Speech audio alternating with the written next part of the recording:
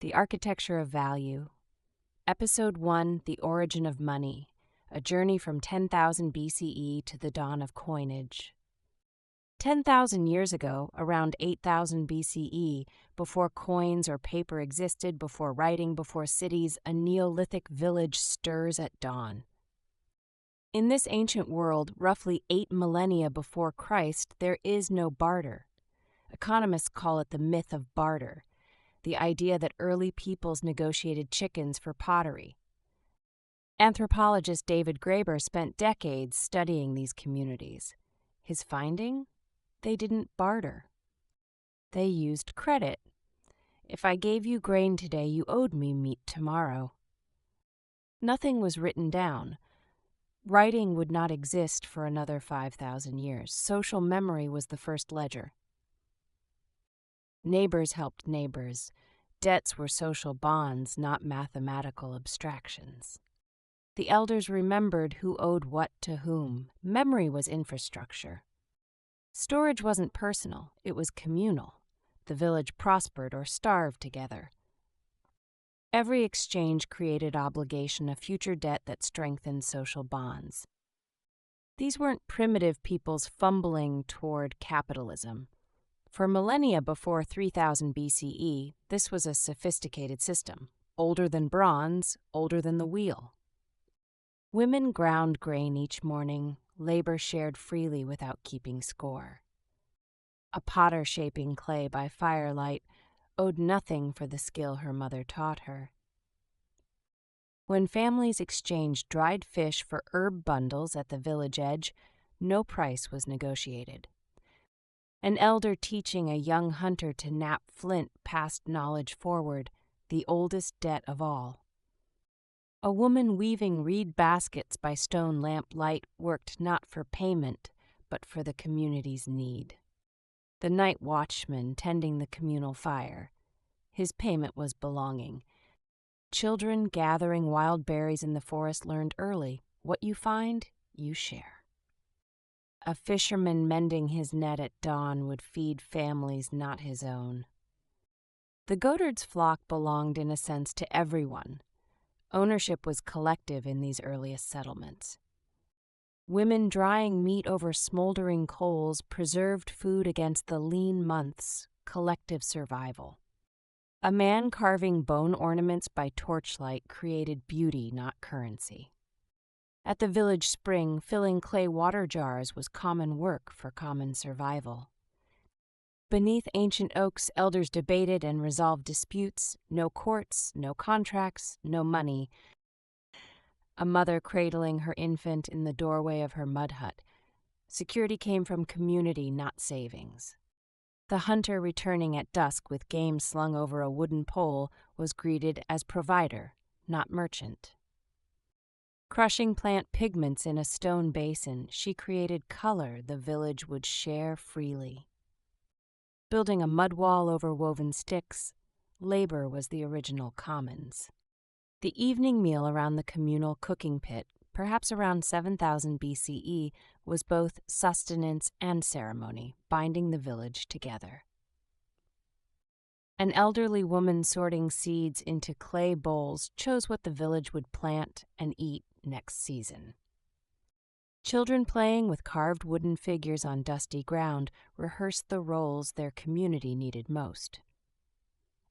We leap forward 5,000 years to roughly 3,500 BCE to Mesopotamia, the land between the Tigris and Euphrates.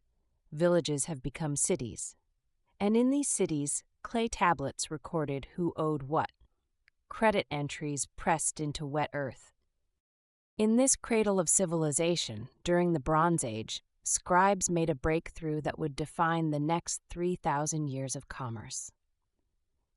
They pressed reeds into wet clay, creating the world's first permanent records of debt. Barley delivered, silver owed, names, dates, quantities. Around 3100 BCE, this was accounting, and remarkably, it was humanity's first writing. Temple archives held thousands of these tablets, the institutional memory of the world's first empire, a full 2 millennia before Rome. Young apprentices learned cuneiform in shaded courtyards, mastering the language of obligation. A merchant presenting a sealed clay envelope to a temple official submitted a contract, commerce formalized. Along the great canals, workers irrigated barley fields that fed the temple economy. Potters marked storage jars with seal impressions, branding before brands existed. A temple priestess overseeing grain distribution was, in effect, running a central bank. Cylinder seals rolled across wet clay left unique impressions, the world's first signatures. In the marketplace, merchants weighed silver on stone balances. Even then, trust required precision. A brewer recording barley rations on his clay tablet tracked both inventory and wages, Sumerian multitasking. Fishermen delivering their catch in reed baskets to the temple's storehouse paid their taxes in protein. Ox carts loaded with grain sacks arrived at city gates at sunset, commerce flowing toward the ziggurat. In scribal workshops, rows of men pressed styluses into clay by lamplight, mass record-keeping. Each fresh tablet with moisture gleaming on its surface was a promise made permanent. Workers stacking grain in the temple granary were building the reserves of a proto-bank.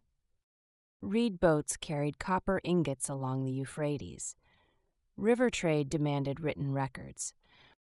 Late into the night, around 2500 BCE, a lone scribe worked by oil lamp, the ancient world's accountant, perfecting a system that would endure for centuries. Clay tokens placed inside hollow clay balls became sealed contracts, trust in miniature.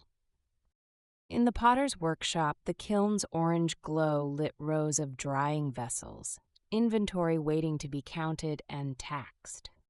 A shepherd counting his flock at a mud brick pen, while a scribe recorded the tally. Livestock met ledger. Semicircles and wedges pressed into clay, Sumerian mathematics born from commerce. A temple official inspecting grain jars in a dim warehouse was auditing the state's most vital reserves. Workers building mud brick walls with reed scaffolding erected the infrastructure of civilization. When two merchants disputed a deal, a temple scribe mediated, clay tablets served as evidence. The coppersmith working his bellows at the forge transformed raw ore into tradable ingots. A chariot maker receiving wooden poles and leather straps on credit would repay in finished vehicles, ancient futures. Seal impressions showing mythological scenes carried the authority of gods and kings. Dawn over Uruk around 3000 BCE, the great ziggurat silhouetted against pale sky. A city of perhaps 40,000 souls built on recorded debt. Now we travel far from Mesopotamia, across continents and across millennia, to pre-colonial West Africa.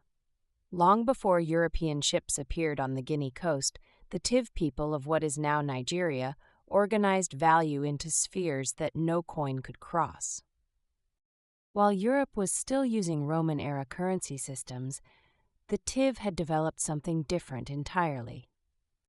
They organized exchange into three distinct spheres. First, subsistence goods, yams, grain, chickens. A woman sorting yams into baskets in a compound courtyard managed the currency of daily life. An elder displaying polished brass rods at a compound meeting revealed a higher sphere of wealth, prestige goods. Cowrie shells measured carefully on woven raffia mats served as units of everyday value. Women pounding grain in large wooden mortars performed the labor that kept the first sphere turning. The exchange of bride cloth during ceremonies belonged to the second sphere, prestige goods that yams could never buy. A blacksmith forging brass rods at his charcoal forge was, in essence, minting currency. Calabash gourds of palm oil displayed at the village market circulated within ordinary exchange. A council of elders settling trade disputes under a great tree served as both court and clearinghouse. Intricate beadwork on ceremonial cloth carried value that existed beyond any marketplace transaction. A farmer inspecting his yam harvest in an earthen storage pit was assessing his standing in the Tiv community. Trading live chickens for hand-woven cloth at the village crossroads, first sphere exchange in daily motion. Night gatherings in the compound, stories told by firelight, reinforced the social bonds that made exchange possible. A brass armband shaped by the village smith held value that no quantity of yams could ever match. Children carrying water in calabash gourds learned early that labor was everyone's contribution. An elder explaining exchange spheres to seated young men was teaching an economics more subtle than anything Europe would develop until the 20th century. A potter decorating clay vessels with geometric patterns created objects that were both art and trade goods. A woman preparing palm wine in a dim interior produced the social lubricant of commerce. On market day, crowds gathered at the village crossroads, the economy in full, vibrant motion. Cowrie shells strung on natural fiber cord, countable, portable, universally accepted. Hunters dividing game among families at dusk followed unwritten rules about fair distribution, older than any law. A woman weaving cloth on a traditional horizontal loom produced one of the most valued exchange goods. Dried herbs, clay pots, and bone tools on a compound wall, the inventory of pre-colonial daily life. An elder woman instructing girls in basket weaving transmitted craft and economic knowledge together. Ground turmeric and dried spices on a woven market mat, small goods that oiled the wheels of exchange. A fisherman bartering his fresh catch at the riverside market traded protein for carbohydrates, first sphere exchange. The ceremonial exchange of brass rods between families sealed alliances stronger than any written contract.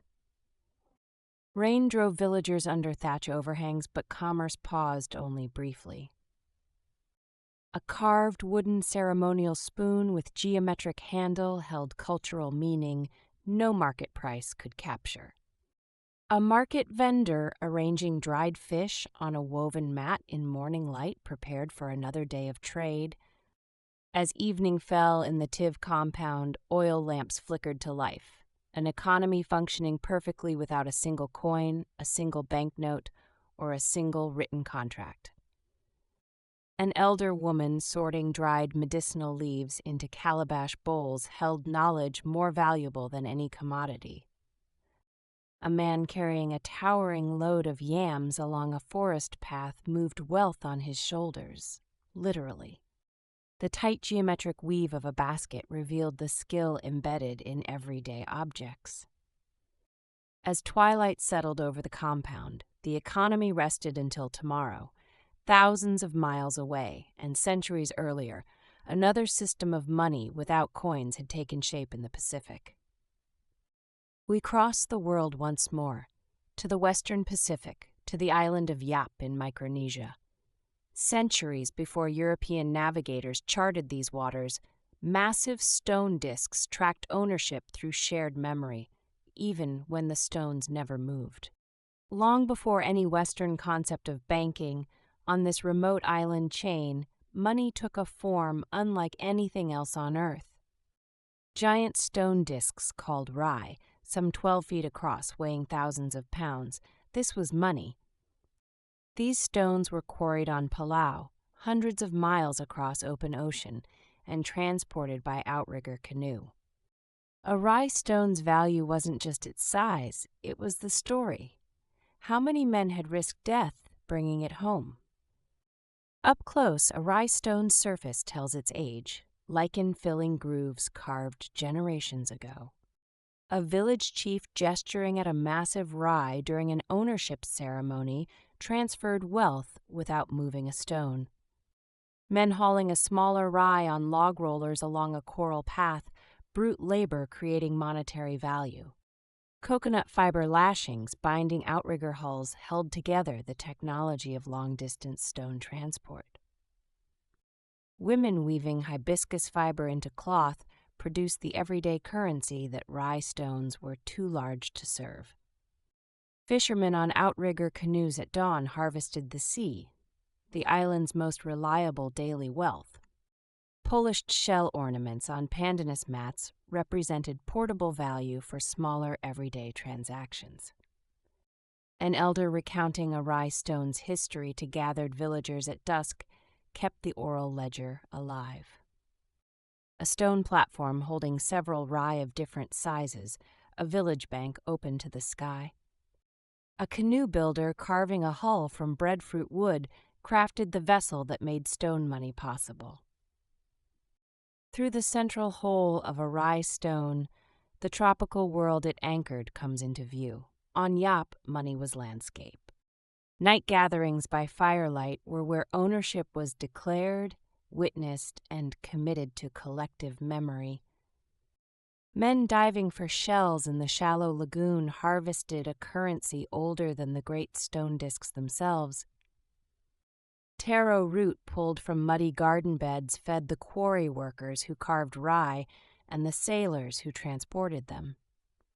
Women preparing betel nut offerings in the meeting house maintained the rituals that governed exchange. Storm clouds gathering over the lagoon threatened the canoes that connected the island to the wider Pacific. A carved breadfruit wood bowl with geometric patterns, beauty and utility were inseparable. Inside the chief's meeting house, woven mats and carved posts marked the space where value was negotiated. Young men racing outrigger canoes across the lagoon competed for status, another form of wealth. A polished basalt adze bound to wood with coconut fiber, the tool that carved currency from raw limestone. Women sorting the morning's fish catch on the beach divided the ocean's bounty for the whole village. Rye stones lining a village path displayed wealth in plain sight, a system remarkably similar to what we now call a distributed ledger. The blockchain, it turns out, is an ancient idea. A navigator reading stars from an outrigger at night guided the canoes that carried stone money across hundreds of miles of open ocean. Pandanus leaves woven into mats created the floors and furnishings of daily economic life. A man climbing a tall coconut palm harvested the tree that provided food, fiber, oil, and building material. A village feast spread on banana leaves celebrated the exchanges and alliances that held Yapes society together. Tool marks on quarry rock in distant Palau recorded the labor of carving a rye, human effort embedded permanently in stone. An elder teaching navigation with a stick chart passed on the knowledge that made long-distance trade possible. An outrigger loaded with trade goods departing at dawn connected the island to a network of Pacific economies. Ancient coral paths worn smooth by generations led between the rye stones, roads running between riches.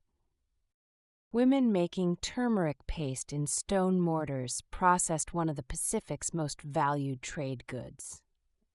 A rye stone silhouetted against the sunset over the lagoon, money as permanent and monumental as the landscape. Traditional tattoo patterns on weathered skin told stories of rank and achievement, identity as currency. Men repairing thatch on a meeting house roof maintained the space where economic decisions were made. Night fishing with bamboo torches on the reef edge, orange light on dark water, an ancient harvest. A hand-knotted coconut fiber fishing net, technology woven from the same material that lashed canoes and bound an economy. Dawn mist rising from a mangrove channel near the village, another day in an economy older than written history. A dispute settlement ceremony near a large rye stone. The elders arbitrated, the stone bore witness. Small shell money discs strung on fiber cord. the answer to pocket change for everyday transactions. A youth learning stone carving from a master chipped basalt with harder stone, rehearsing the skill that created currency. Women processing coconut meat under a thatched shelter, daily labor sustaining daily life. Tropical rain falling on the palm thatch village. Even the weather could not wash away a rye stone's value.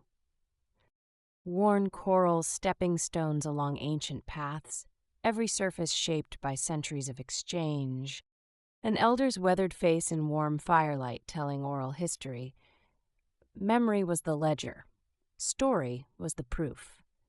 This system worked for centuries, but across the ancient world, a different solution was emerging. We now widen the lens across the ancient world from roughly 3000 BCE to 600 BCE as civilizations grew and trade routes multiplied. Widely desired commodities became humanity's first portable money. Something was shifting across every continent during the Bronze and Iron Ages. As societies outgrew their villages, trust between strangers became harder to scale. Cowrie shells emerged as currency across Africa and Asia, portable, durable, countable, and almost impossible to forge. Cattle served as currency across the pastoral world, walking banks that bred their own interest. A trader's worn leather cloth covered with cowrie shells, wealth you could carry in a pouch. Nomadic herders counting cattle at a desert watering hole conducted a census of their wealth. Salt caravans crossing desert landscapes carried money you could literally taste. A salt bar cut with a stone tool, each piece a unit of currency, each crystal a fraction of value.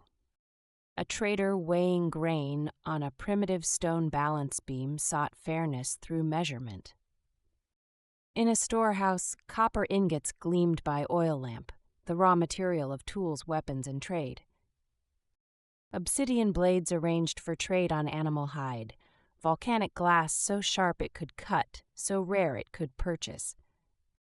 Along trade routes, bolts of woven cloth passed between strangers who shared no language but understood value. Amber beads on a leather cord glowed golden in sidelight, beauty as portable wealth. A fisherman trading dried fish for flint tools at a river crossing exchanged protein for technology. The surface of a compressed tea brick bore a stamped pattern, money you could brew and drink. In China around 1000 BCE, trade demanded something everyone valued. Kola nuts weighed on woven mats in a market, stimulant, gift, and currency all at once. An iron hoe blade laid on earth served as both agricultural tool and medium of exchange across ancient Africa. Coastal traders sorting cowrie shells by size on a beach graded money by nature's own standards. Copper rings stacked on a merchant's arm, wearable wealth, portable and divisible. A pastoral hillside at golden hour, sheep representing wealth that could walk to its next owner. Barley grains measured into a small clay cup established one of humanity's earliest standard units of value. River traders on a reed boat carried bundles of goods between communities that would never meet face to face. Woven textiles folded as trade currency, value measured in thread count and craftsmanship. In a misty mountain village, jade pieces displayed on stone held both spiritual and commercial power. Tin ingots stacked in a trader's hut, raw metal destined for the bronze alloys that built civilizations. Dawn at a market, traders setting out goods on mats invented retail without knowing it. Polished stone beads arranged for trade, portable wealth, beautiful enough to desire, small enough to carry. A spice merchant measuring cinnamon bark on a balance traded in flavors worth more than their weight. Cacao beans in a carved wooden bowl. In the Americas, centuries before European contact, chocolate was literally money. A fishing community with nets drying and cowrie shells in baskets, where food and currency came from the same ocean. Whale teeth carved and polished served as trade valuables, scarcity harvested from the deep. A goat herd silhouetted against the last light, pastoral wealth breathed, multiplied, and walked. Feather money from Pacific Islands, iridescent, fragile, and astonishingly valuable. Two groups exchanging goods at a river crossing. Where cultures met, commodity money spoke for both sides. Beeswax blocks stored value in golden waxy form, preserved by nature, prized by traders. Dawn at a market somewhere around 700 BCE. The first traders setting out goods as light broke over a world on the cusp of its greatest monetary revolution. Clay tablet, cowrie shells, copper ingot, tally stick, arranged together. For 10,000 years these were the tools of trust, but they were about to be surpassed by something smaller, harder, and infinitely more powerful. From memory to ledgers, from stones to shells, for 10 millennia, humanity asked the same question: how do we make promises that last? Next, around 630 BCE in the Golden Hills of Lydia, a king will stamp a lion onto metal and invent the coin. Episode 2, The Material Promise. In the darkness, a warm glow begins to emerge, something precious, concealed within weathered hands. For 10,000 years, humanity trusted memory, shells, and clay. Now, around 630 BCE, trust is about to take a new form. Fingers part slowly, revealing shafts of golden light streaming upward like a secret being shared.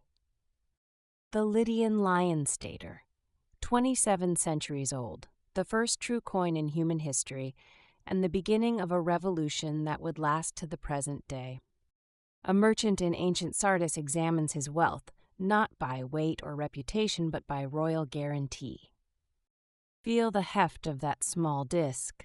That tactile certainty is trust you can hold in your palm. Balance scales confirm what the eye suspects: standardized weight, verified purity, royal promise. The moment of exchange between strangers, no introductions needed. The coin speaks for itself. But it wasn't always this way. As we saw in Episode 1, for millennia, humans traded only with people they knew. In the Neolithic village, your word was your bond. In Mesopotamia, clay tablets kept the record. On Yap, stone discs bore witness. Everyone remembered who kept their promises.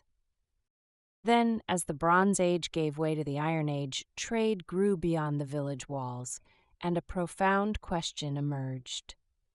Around 630 BCE, this small disk of metal answered that question and changed the course of human civilization. The Architecture of Value, Episode 2, The Material Promise, from 630 BCE to the Fall of Rome. Economists once told us a simple, elegant story about how money began. They called it barter, the direct exchange of goods between people with matching needs. You have golden wheat that I need, I have pottery that you want. So we trade. Simple, clean, logical, one problem solved with a single handshake. But this elegant story has a fatal flaw that economists overlooked for centuries. What happens when I have fresh fish to trade, but you don't want fish? You want grain, not my catch. I need your cloth desperately, but we cannot trade. And my fish is rotting under the Mediterranean sun. By tomorrow, it's worthless. When anthropologists studied actual societies, they discovered something remarkable. Pure barter economies, societies based entirely on direct exchange, never actually existed anywhere in recorded human history. In small communities, people didn't need to barter. They simply remembered. I gave you grain during the last harvest when your crops failed. Next season, when I need help building my home, you'll be there. Trust was stored in human memory in the intricate web of social obligations. It was stored in reputation. Everyone knew who kept their promises and who didn't. This trust lived in the community itself, in relationships built over generations. But then something changed. Villages grew into towns, towns into cities. Suddenly, the marketplace filled with faces no one recognized. How do you extend credit to someone whose family you've never met? How do you trust a stranger who arrived yesterday and might leave tomorrow? Someone with no reputation, no family ties, no community standing? The ancient system of social credit was breaking under its own success. Memory wasn't enough anymore. Reputation couldn't scale to a city of thousands. Trust needed a new container, something that didn't depend on knowing someone's family. Something visible, something you could verify with your own eyes. Something tangible, something you could hold and test and keep. Something that carried its own proof of value, requiring no personal history. No vouching from village elders, no generational memory, just the object itself. The answer would emerge from the golden hills of Anatolia. Lydia, around 630 BCE, a wealthy kingdom in what is now western Turkey, a land of legendary prosperity. The Pactolus River carried more than water. It carried the buttery, pale luster of electrum. This precious metal flowed down from the mountains, free for anyone patient enough to collect it.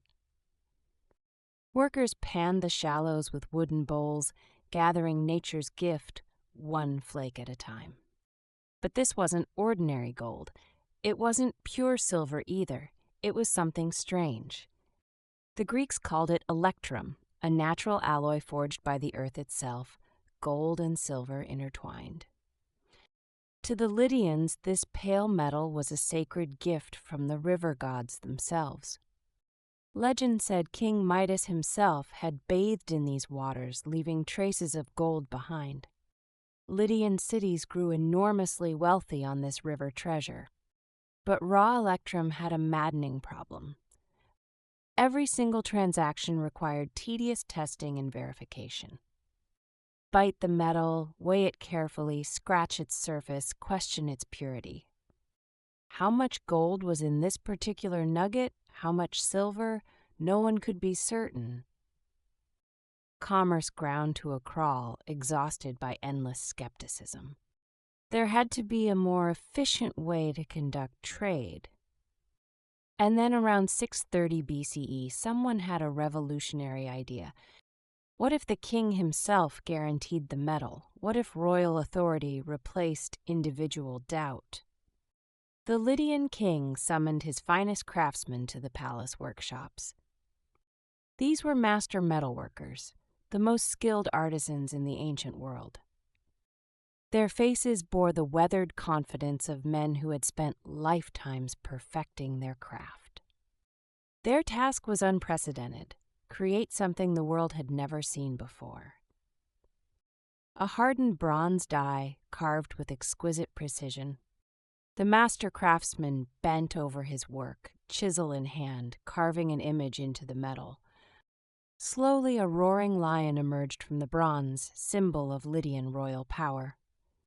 This was no mere decoration, it was the mark of sovereign authority. Above the lion's eye, they carved a mysterious sunburst, the personal symbol of the king himself. 2 dies prepared, upper and lower, the stage was set for something miraculous. The forge glowed with intense heat, the moment of creation approached. A carefully weighed lump of electrum, exactly 14.7 grams, sat on the lower die. The craftsman raised his iron hammer high, muscles tensed for the crucial blow. Strike. The craftsman lifted the fresh disc, still warm from the violent impact of creation. A lion snarled from the golden metal face, the world's first standardized coin. This wasn't just metal anymore. It was a promise stamped in permanent form. Compare the raw nugget to this new creation. Chaos transformed into order. Uncertainty hammered into certainty, doubt replaced by royal guarantee. The Lydian lion, guaranteed by a state, trusted by strangers. The king examined the first coins with deep satisfaction. His revolutionary idea had worked. This small disc represented something profoundly new in human history. It was the king's word made tangible, his honor stamped into metal that would outlast him. Every coin carried the full weight of royal authority. One glance at the lion told you everything. No testing needed, no questions asked. The roaring lion declared to the world, "Trust this metal as you would trust the throne." Markets transformed almost overnight as the implications became clear. Strangers could now trade with confidence in mere seconds. No weighing, no biting, no endless negotiation about purity. The coin spoke for itself, and its word was the king's word. Commerce accelerated, wealth multiplied, prosperity spread through the kingdom. Lydia grew richer than any kingdom before it, and the secret was simple, standardized metal. Word of this Lydian innovation spread along the ancient trade routes during the 6th century BCE. Merchants carried the coins, and more importantly, they carried the idea. Westward to the Greek city-states, eastward to the vast Persian Empire. Each kingdom that encountered coinage immediately recognized its power. The Greeks, by the 5th century BCE, added their own symbols, the owl of Athena watching over commerce. Gods and heroes gazed from metal faces, projecting divine authority. The Persians, by the late 6th century BCE, minted gold darics bearing the image of their great king. The idea couldn't be contained within any single border. Coinage was conquering the ancient world, one trade route at a time. The concept leaped eastward to Persia, carried by merchants and diplomats. It spread westward to Greece, where every city-state minted their own proud designs. The Athenian owl became recognized everywhere, the first truly international currency. Coins became more than money. They became messengers of power and propaganda. Political authority you could carry in your pocket, spend in distant lands. Each ruler understood, stamp your face on the metal, and your image lives forever. Alexander the Great, in the 4th century BCE, spread Greek coinage all the way to India. Rome would eventually carry it further still, to the edges of the known world, but that was centuries away. But what of the original inventors? What became of Golden Lydia? The kingdom's fate was about to take a dramatic turn. King Croesus of Lydia around 560 BCE. His very name became a proverb for unimaginable wealth. Rich as Croesus, people said, and meant the richest man who had ever lived. Croesus perfected the Lydian monetary system with gold coins of unprecedented purity. He created history's first bimetallic currency, separate gold and silver denominations. Gold for major transactions between kingdoms, silver for daily commerce among citizens. The Lydians had refined their invention to near perfection. But perfection breeds confidence, and confidence often breeds recklessness. Croesus looked eastward toward the rising Persian Empire of Cyrus the Great with ambitious eyes. He consulted the oracle at Delphi, who delivered a famously ambiguous prophecy. If Croesus attacked Persia, a great empire would fall. The oracle spoke true. But even infinite gold has limits when facing superior strategy. Cyrus the Great of Persia marched his armies westward towards Sardis. All of Croesus's legendary wealth could not buy victory against Cyrus the Great. Gold coins scattered across the battlefield, wealth without power to save its owner. Lydia fell around 546 BCE. Croesus was captured. The wealthiest kingdom became a Persian province. The inventor of coinage was conquered by those who adopted his invention. Kingdoms rise and kingdoms fall, their names fade into forgotten history. But the Lydian idea proved more durable than Lydian walls. The conquerors eagerly adopted what they had conquered. The invention survived its inventors. Meanwhile, half a world away, during those same centuries, another civilization faced the exact same problem. China, during the Zhou dynasty, around the same era as Lydia. An ancient civilization completely separate from the Mediterranean world. No trade routes connected Chinese merchants to Lydian goldsmiths. No traveler carried news of lion-stamped coins across the vast steppes.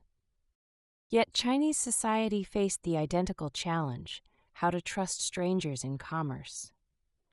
Their solution began not with mountain gold, but with treasures from the sea. Cowrie shells, lustrous, beautiful, naturally rare, became China's first money. Merchants counted these shells with the delicate care of handling precious jewels. But shells had a fatal weakness that metal would never share. Fragile. One drop onto stone, one careless moment, and wealth shattered into fragments. Chinese craftsmen recognized the problem and devised an ingenious solution. Cast the cowrie shape in durable bronze, preserve the familiar form, eliminate the fragility. Side by side, natural shell and bronze copy, identical appearance, radically different durability. Then Chinese innovation took an even stranger turn. Money began to take the shapes of the tools that built civilization itself. Bronze spades, miniature versions of the farming implements that fed empires. Bronze knives, the tools of craftsmen, now serving as currency. The objects that created value became symbols of value themselves. These bronze tools could be made perfectly uniform, every piece identical. But tool-shaped money had a practical problem. It was awkward to carry. Then came the elegant solution that would endure for 2,000 years. Round coins with square holes in the center. String them together on a cord, easy to carry, easy to count, easy to store. 1,000 cash coins on a single string, a merchant's fortune, portable and secure. The square hole wasn't mere decoration, it was pure functional engineering. Round exterior for smooth handling, square hole for stable stringing. But there was deeper meaning in this simple design, meaning rooted in Chinese cosmology. The circle represented the heavens, endless and eternal, rotating above the world. The square hole represented the earth, stable and fixed, the foundation beneath. By holding the coin, the merchant held the cosmic trinity, heaven, earth, and man united. Emperor Qin Shi Huang standardized this design across his unified empire in 221 BCE, 5 centuries after the first Lydian coin. This cash coin design lasted longer than any other currency in human history, over 2 millennia from 221 BCE until the early 20th century. East and West, 6th century BCE and 5th century BCE, no contact, no shared knowledge, no cultural exchange. Yet both arrived at the same fundamental answer to the same fundamental problem. Small metal discs that carried trust between strangers. The Lydian lion and the Chinese cash coin. Different symbols, different metals. Identical purpose, identical human need. This parallel invention reveals something profound about the nature of money. Money isn't arbitrary, it isn't cultural accident, it's a solution to a human problem. The problem of trusting people you've never met and may never see again. Metal answered that problem everywhere humans gathered in large numbers. Gold in Lydia, bronze in China, silver in Greece, each culture found their way. Each arrived at the same destination, a portable promise, a tangible trust. This is what money truly is, not wealth itself, but a vessel for moving wealth. A technology for cooperation between strangers. For the first time in human history, people could work together without knowing each other. Across languages, across cultures, across vast distances. All because someone stamped a piece of metal with a symbol of authority. Human beings everywhere needed the same thing: portable, verifiable trust. And they found it by embedding that trust into physical objects. But every great invention carries within it the seeds of its own corruption. The Greeks built their golden age on the solid foundation of silver coinage from roughly 500 to 300 BCE. Athenian owls, those watchful coins, funded the first democracy the world had ever seen in the 5th century BCE. The Parthenon rose on the Acropolis, paid for by silver from the mines of Laurium. Philosophy and commerce flourished together in the bustling Athenian agora. Citizens could afford the leisure to debate and think because trade generated such wealth. But while Greece debated philosophy, a new power was rising in Italy from the 4th century BCE onward. Rome began as a small city-state on 7 hills around 750 BCE, but it possessed limitless ambition. Roman coins were crude at first, irregular lumps of bronze called as rude. But Romans were practical learners who studied and improved what they conquered. They examined Greek coinage and created something perfectly suited to their imperial vision. The silver denarius, introduced around 211 BCE, efficient, portable, and stamped with the unmistakable authority of Rome. With this coin, Rome could project power across continents and sustain armies far from home. Legions marching to Gaul, to Britain, to Egypt, all paid in reliable silver denarii. A soldier's loyalty was purchased with consistent payment month after month, campaign after campaign. As long as the silver was good, the legions would fight and die for Roman glory. And with those loyal legions, Rome conquered the entire Mediterranean world. Gaul fell, Egypt fell, Britain fell, Spain fell, all became Roman provinces. Tribute flowed from every corner of the empire back to the eternal city. The treasury overflowed with coins from 100 conquered nations. At its peak, Rome was the wealthiest, most powerful state the world had ever seen. Emperors commanded with absolute confidence, masters of the known world. The denarius was trusted everywhere, 95% pure silver under Augustus, who reigned from 27 BCE to 14 CE. Roman coins were accepted from Scotland to Syria, from the Rhine to the Sahara. But empires are expensive, and Rome's expenses never stopped growing. Every emperor faced the same impossible arithmetic: more soldiers required more silver. The treasury that once overflowed began to show alarming gaps. The temptation that has destroyed every currency in human history first took hold in Rome around the 2nd century CE. If we add just a little copper to the silver, who would even notice? The coins would look the same, feel nearly the same, but stretch so much further. Mint officials followed their orders, compromising the metal one batch at a time. The debased coins looked identical, same size, same imperial portraits, same official stamps. But they weren't the same. Each generation of coins contained a little less silver. Merchants began to notice. Something felt wrong. The coins seemed lighter, somehow diminished. Prices started rising, slowly at first, then faster and faster as confidence eroded. Unease spread through the markets like a slow fever. Something was deeply wrong with the money. The same coin that once bought a week's grain now barely purchased a single day's bread. This is the decay of texture, that inevitable decline. By the 3rd century CE, it was accelerating across the Roman world. By the late Empire, around 300 CE, the denarius was almost worthless, base bronze with the thinnest silver wash. Soldiers examined their degraded pay with doubt, anger, and a sense of betrayal. Was this debased metal worth the danger of battle, worth dying on distant frontiers? Some provinces abandoned imperial coins entirely and returned to barter. The commercial unity that coinage had created began to fracture and fail. And so we return to where we began, the material promise. A simple object transformed how human beings relate to one another. For the first time, strangers could trust strangers across any distance.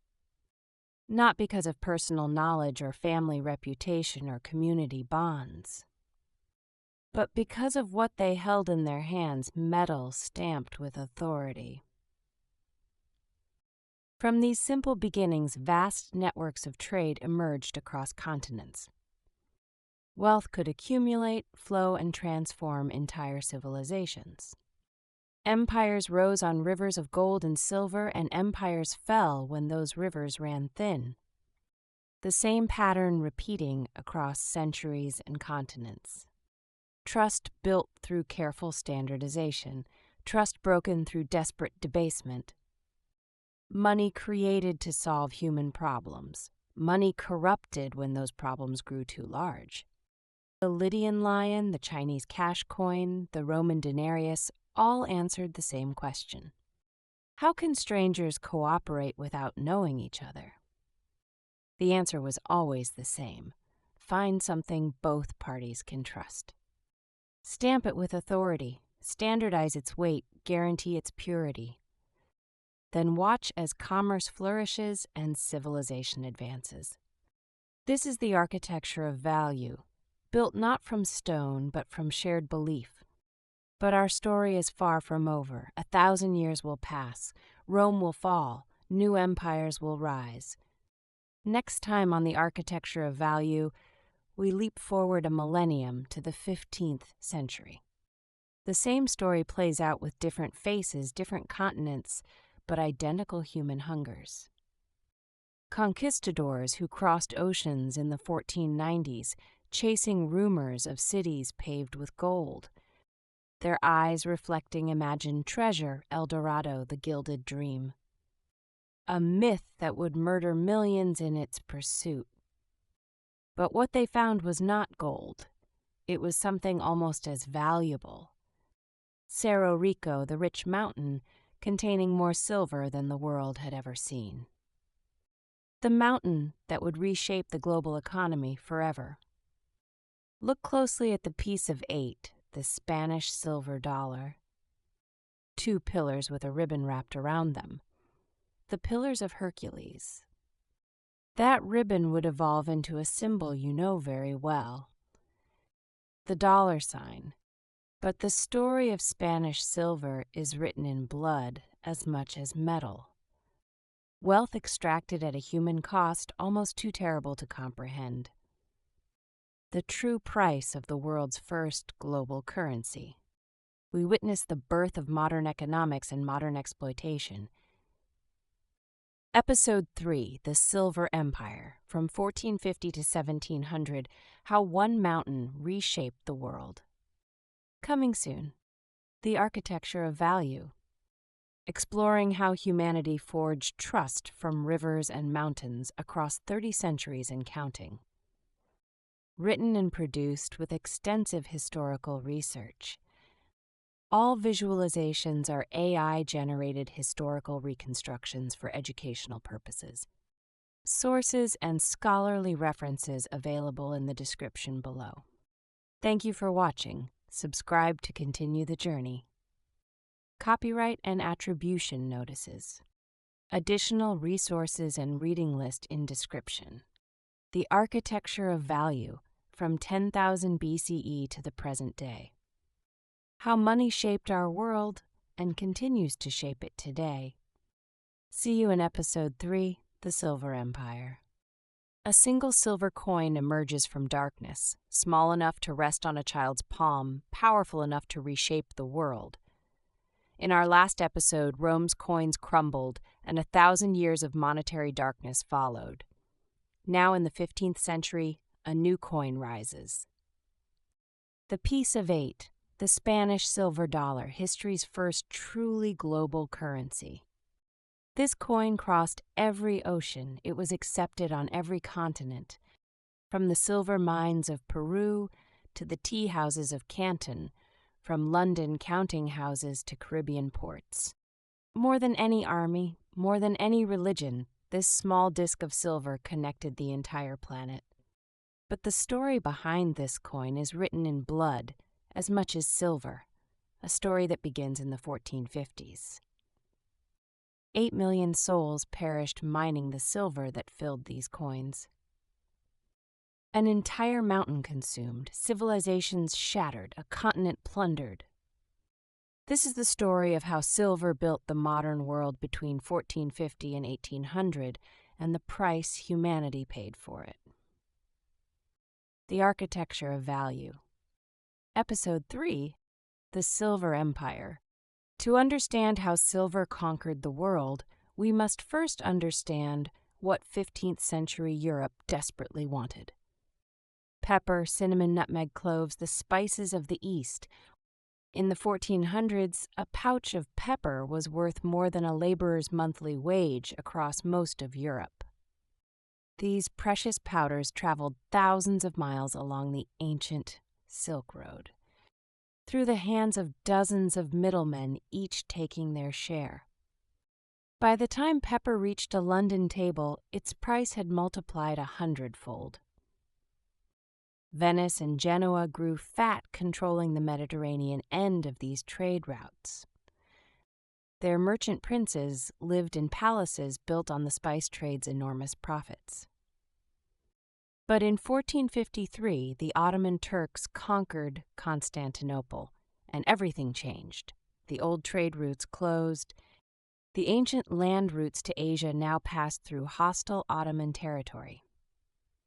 European merchants faced a terrifying choice: pay the Ottoman tribute or find another way. Portugal looked south. Perhaps Africa could be sailed around entirely. Prince Henry the Navigator sent ship after ship down the African coast. Each expedition pushed further into the unknown, charting waters no European had ever seen. In 1488, Bartolomeu Diaz rounded the Cape of Good Hope, Africa's southern tip. The sea route to Asia was open.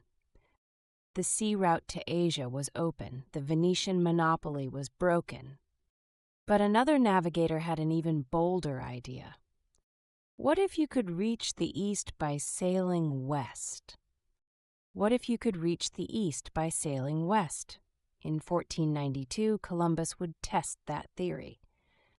Queen Isabella of Castile saw an opportunity that others dismissed as madness. On August 3, 1492, 3 small ships departed from Palos, Spain. The Niña, the Pinta, and the Santa Maria, carrying 90 men into the unknown. For 33 days they sailed west, seeing nothing but endless water. Morale collapsed. Sailors whispered of mutiny. Columbus promised land within 3 days. On October 12th, a lookout screamed the word that changed history: Tierra! Columbus set foot on a beach in the Bahamas, believing he had reached the Indies. He found no spice markets, no silk merchants, no cities of gold. Instead, he found people wearing small ornaments of hammered gold.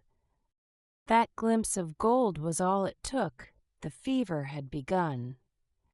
Columbus returned to Spain with tales of gold, parrots, and a new world of limitless wealth.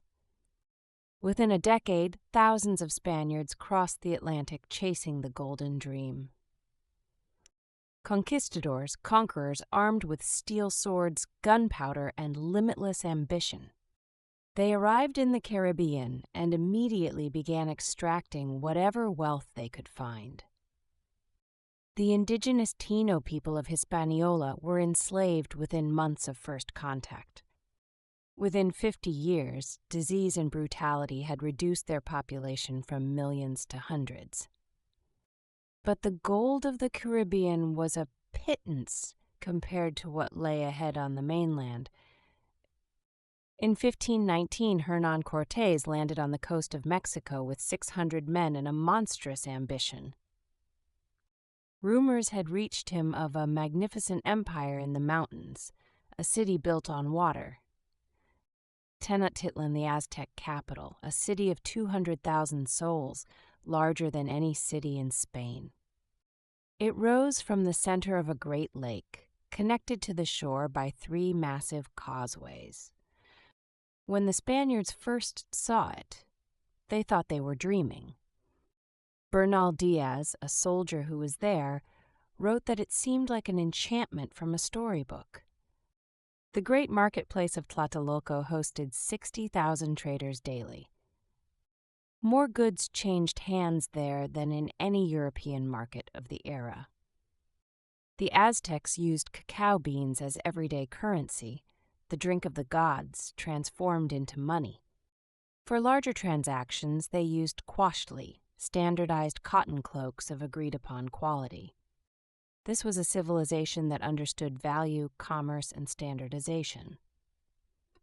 But the Aztecs prized gold differently than the Spanish. For them, it was the sweat of the sun, sacred, not monetary. Exquisite golden artifacts adorned temples and priests, offerings to the gods, not coins for commerce. Cortés looked at these sacred objects and saw only one thing: portable wealth.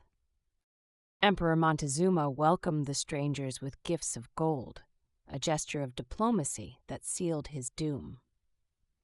Each gift only inflamed the Spanish hunger. The more gold they received, the more they demanded. Cortés famously told Montezuma's messengers, "We Spanish suffer from a disease of the heart that only gold can cure." This was no metaphor. It was a diagnosis of an entire civilization's obsession. Within months, diplomacy collapsed into violence. The Spanish melted the sacred gold artifacts into crude bars for easier transport. Centuries of Aztec artistry reduced to anonymous metal in a single afternoon. Tenochtitlan fell after a brutal siege in 1521.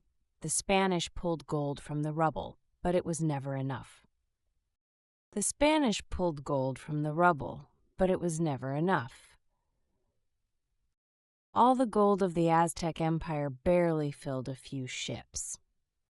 The conquistadors needed something else, something far more abundant than gold. They needed silver, and the mountains of Peru would provide it beyond their wildest dreams. What they found there would change the global economy forever.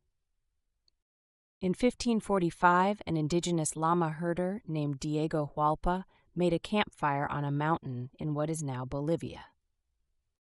As the fire burned, something extraordinary happened. Rivulets of pure silver began seeping from the heated rock beneath his fire. The mountain itself was bleeding silver. Cerro Rico, the rich mountain, it contained the largest silver deposit ever discovered. Word reached the Spanish colonial authorities, and the reaction was instant. Within months, thousands of fortune seekers flooded into the remote Andean highlands. At over 13,000 feet above sea level, the air itself was a challenge to survival. By the 1570s, Potosi had become the largest city in the Americas, larger than London, larger than Paris. 160,000 people, larger than London, larger than Paris. A city built at the edge of survival, sustained by one thing alone: silver. The Spanish crown declared a royal fifth. 1/5 of all silver mined belonged directly to the king. Silver bars stamped with the royal mark began their long journey across the world. First by llama train down to the Pacific coast. then by ship to Panama, where it was carried across the isthmus by mule. Cortés summoned his soldiers. Within months, diplomacy collapsed into violence. The treasure fleet sailed twice a year, the most valuable cargo afloat. Pirates, storms, and enemy navies threatened every crossing. The silver that survived arrived in Seville, where it flooded into the veins of the European economy. Between 1500 and 1800, Potosí produced an estimated 60,000 tons of silver, 3 centuries of extraction. Enough to fill an entire cathedral from floor to ceiling. 3 centuries of European wars, empires, and revolutions, all financed by a single mountain. The saying in Spain became as rich as Potosí. It meant wealth beyond imagination. But wealth on this scale came at a cost so terrible it defies comprehension. The mines required labor, and the Spanish had a system for extracting it. They called it the mita.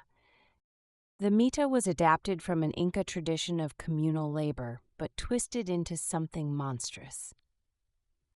Every indigenous community was required to send 1/7 of its adult men to the mines. For 4 months at a time, these conscripted workers descended into the mountain. The tunnels were narrow, hot, and choked with toxic dust. Miners worked by the light of tallow candles, crawling through passages barely wide enough for a human body. The air was so poisonous that candles frequently guttered and died. Mercury, liquid silver, was used to extract pure silver from the ore. The workers inhaled mercury vapor with every breath. It destroyed their nervous systems. Silicosis, mercury poisoning, cave collapses, falls down vertical shafts. The average life expectancy of a mita worker was measured in months, not years. Spanish priest Bartolomé de las Casas wrote of the horrors he witnessed in the mines. He described seeing indigenous families weeping as their men departed for the mountain. Some mothers, he wrote, maimed their own children to spare them from the mita. The mines consumed an estimated 8 million lives over 3 centuries. 8 million, a number almost too large to comprehend in human terms. Entire communities were depopulated, languages died, cultures vanished from the earth. The silver in a single piece of 8 might represent a human life lost in darkness underground. Potosí's colonial churches were lavished with silver, altars, chalices, even floor tiles. The mountain that provided the silver slowly collapsed, riddled with tunnels like a hollowed-out skull. Today, Cerro Rico still stands, diminished, dangerous, still being mined by the desperately poor. The mountain remembers what the coins have forgotten. But while millions suffered, the silver they extracted was transforming the entire world. Every single coin minted from Potosí silver carried an invisible weight of human suffering. Let us follow that coin on its remarkable journey around the world. From the mountain's darkness into the light of global commerce. The coin that emerged from Potosí's agony was called the Real de a Ocho, the Royal of 8. 8 reales, the piece of 8. It would become the most widely circulated coin in human history. Each coin contained exactly 27 grams of 93% pure silver. That consistency was its genius. A merchant in Manila knew exactly what a piece of 8 was worth. A trader in London, a banker in Amsterdam, a pirate in Tortuga all trusted the same coin. The coin bore the Spanish coat of arms on one side, the Habsburg shield of Castile and Leon.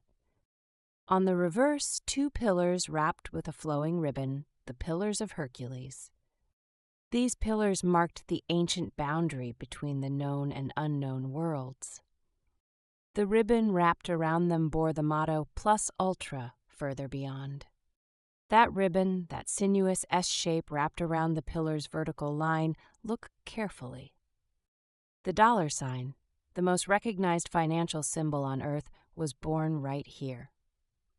Every time you write a dollar sign, you are tracing the Pillars of Hercules from a Spanish coin. The Potosi Mint operated around the clock, producing millions of coins annually. Coin dies wore out constantly and had to be replaced, sometimes producing noticeably crude results. These irregular coins were called makukinas, cob coins, roughly cut but precisely weighed. Despite their crude appearance, they were trusted everywhere because the silver content was reliable.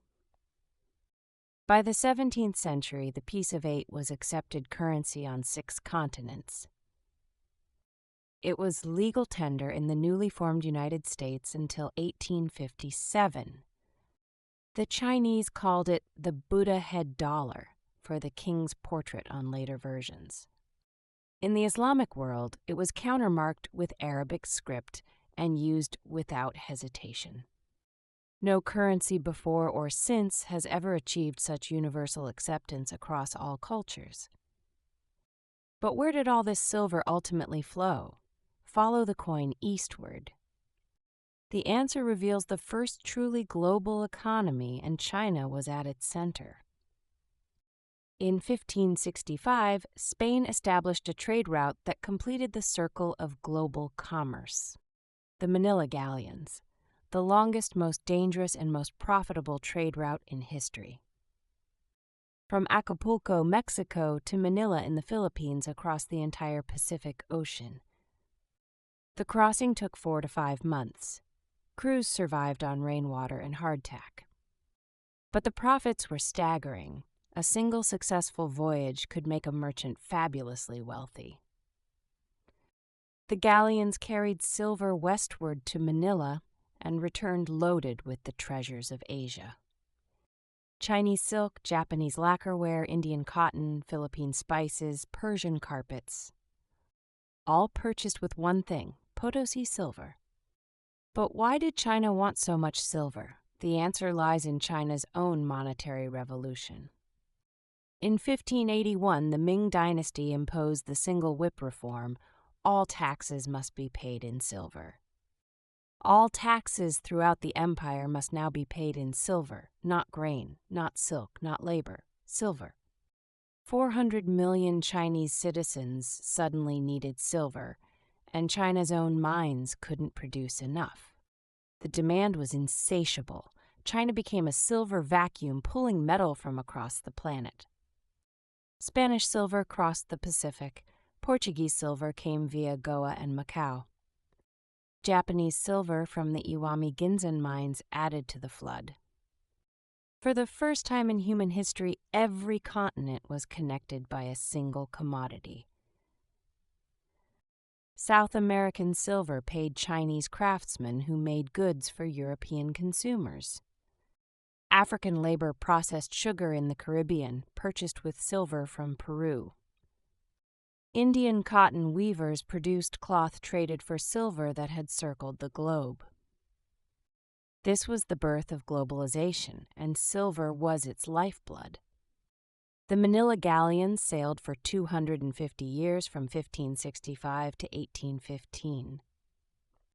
More wealth crossed the Pacific on these ships than on any other trade route in the age of sail. Silver flowed east, luxury flowed west, the world was forever connected. But what happened when this flood of silver reached Europe? The consequences were catastrophic. The Spanish discovered a truth that every government eventually learns. Too much money can be just as dangerous as too little. When Potosi's silver flooded into Spain, something unexpected happened to prices. A loaf of bread that cost 1 maravedì in 1500 cost 6 maravedis by 1600. The price revolution, Europe's first great inflation. Wine, grain, cloth, timber, everything cost more. Year after year, prices climbed relentlessly. Historians call it the price revolution, the first great inflation in European history. The logic was brutally simple. More silver meant more coins. More coins chasing the same goods meant higher prices. Spain was drowning in silver, and paradoxically becoming poorer because of it. The crown spent silver faster than the mines could produce it, on wars, palaces, and an endless military machine. King Philip II, ruler of the world's largest empire in the late 1500s, declared bankruptcy, not once, not twice, but 4 times. The wealthiest nation on earth could not pay its bills. Spanish soldiers in Flanders mutinied when their pay failed to arrive. The army that conquered half the world was undone by the very silver it fought to protect. Meanwhile, Spain's rivals watched and learned a crucial lesson. The Dutch Republic, tiny, swampy, unglamorous, saw what Spain could not. Silver alone was not wealth. What mattered was what you did with it. The Dutch invested in trade, in ships, in the infrastructure of commerce itself. The Dutch Republic, tiny, swampy, unglamorous, saw what Spain could not. They created the world's first stock exchange in Amsterdam in 1602. The Dutch East India Company, the VOC, founded in 1602, became the world's first multinational corporation. Its shares were traded publicly, its profits were enormous, its model was revolutionary. Spain had conquered silver. The Dutch were inventing something far more powerful. Paper instruments that represented trust without requiring metal at all. Bills of exchange, promissory notes, share certificates, insurance contracts. The architecture of value was evolving, from metal to paper, from weight to promise. England followed the Dutch model and refined it further. In 1694, the Bank of England was founded, the model for every central bank that followed. It promised something radical, paper money backed by the full faith and credit of the English crown. A piece of paper that said, "I promised to pay the bearer," and was trusted because of who signed it. The Silver Age was ending. The age of paper was beginning. But the lesson of silver would echo through every monetary crisis to come. Flood the system with too much money, and trust erodes.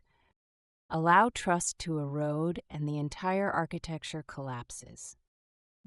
The story of Spanish silver is the story of modernity itself. It created the first global economy. It connected every continent. It funded the scientific revolution, the Enlightenment, and the rise of European empires. It also funded the slave trade, colonial genocide, and 3 centuries of exploitation. The indigenous peoples of the Americas paid the highest price for Europe's monetary revolution. Their labor, their suffering, their lives, all converted into small silver discs and shipped across oceans. The coin that sits in a museum case carries no label describing the hands that died to mine it. This is the paradox at the heart of the architecture of value. Every advance in human cooperation has been built in part on human exploitation. The Lydian lion freed strangers to trade, but Lydian kings waged wars with the prophets. Chinese cash coins unified an empire, but the mints were fueled by conscripted labor. Roman denarii built roads and aqueducts, but those roads carried legions to conquer and enslave. And Spanish silver connected the entire planet, while consuming millions of lives in its extraction. This tension between cooperation and exploitation, between trust and power, runs through the entire history of money. It is the unresolved question at the center of our story. But our story is not finished. Silver taught the world that money could connect strangers across oceans. As the 17th century turned to the 18th, a new idea was taking shape, one even more radical than coinage. What if money didn't need to be made of anything valuable at all? The next revolution in the architecture of value was already emerging in the coffee houses of London, in the salons of Paris, in the counting houses of Amsterdam, in the coffee houses of London, in the minds of men who understood that the most powerful money is the money you believe in. Not the money you can weigh. The material promise was giving way to something far more elegant and far more dangerous. An immaterial promise. Next time on the Architecture of Value, we enter the 18th century. Episode 4. The Paper Promise. From the Song Dynasty's experiments around 1000 CE to the eve of the First World War in 1914. The Bank of England, John Law's Mississippi Bubble, the invention of paper money, how humanity learned to trust ink on paper as deeply as silver in the hand, and the spectacular crashes that followed when that trust was betrayed. Coming soon, the Architecture of Value, exploring how humanity forged trust, from the Neolithic village to the Lydian mint, through blood and silver into paper and promise. Written and produced with extensive historical research. All visualizations are AI-generated historical reconstructions for educational purposes. Sources include scholarly works by Dennis O'Flynn, Arturo Giraldes, Chris Lane, and Jane Whittle. Thank you for watching. Subscribe to continue the journey. Copyright and attribution notices. See you in Episode 4, The Paper Promise. The Architecture of Value, How Money Shaped Our World. Further beyond. Hold a banknote up to the light. Feel its weight, or rather its weightlessness. In our last episode, silver coins traveled the globe for 3 centuries. Now money is about to shed its metal skin entirely. This slip of paper has no intrinsic value. You cannot eat it, you cannot build with it, you cannot wear it. Yet this fragile rectangle commands armies, builds cities, and topples governments. How did humanity convince itself that ink on paper was worth dying for? The answer is the most audacious act of collective imagination in human history. For 3,000 years, from the Lydian lion in 630 BCE through the Spanish Peace of Eight, money meant metal, gold, silver, bronze, something you could weigh and test. Then in the space of a single century, the 18th, everything changed. Money became a promise written on paper, backed by nothing more than trust in an institution. This is the story of that transformation and the spectacular disasters it unleashed, from medieval China to the eve of the First World War. The Architecture of Value. Episode 4. The Paper Promise, from 700 CE to 1914. The story of paper money begins, as so many monetary stories do, in China, centuries before Europe even considered the idea. China invented paper itself around the 1st century CE. By the Tang Dynasty, around the 8th century, merchants were carrying paper receipts instead of heavy bronze coins. During the Tang Dynasty, around the 8th century, merchants faced a practical problem. Carrying thousands of heavy bronze coins across China's vast distances was exhausting and dangerous. Thieves loved metal money. It was heavy, visible, and impossible to hide. So merchants began leaving their coins with trusted agents and carrying paper receipts instead.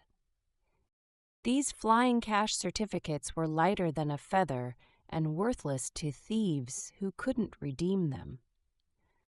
But it was the Song Dynasty that took the revolutionary step.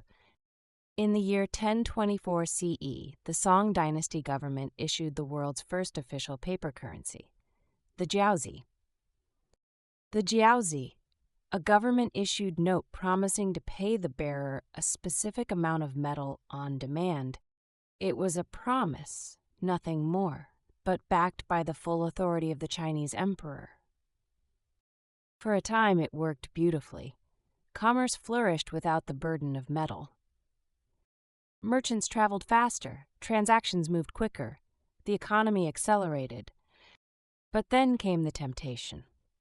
The same temptation that had debased Roman silver centuries earlier.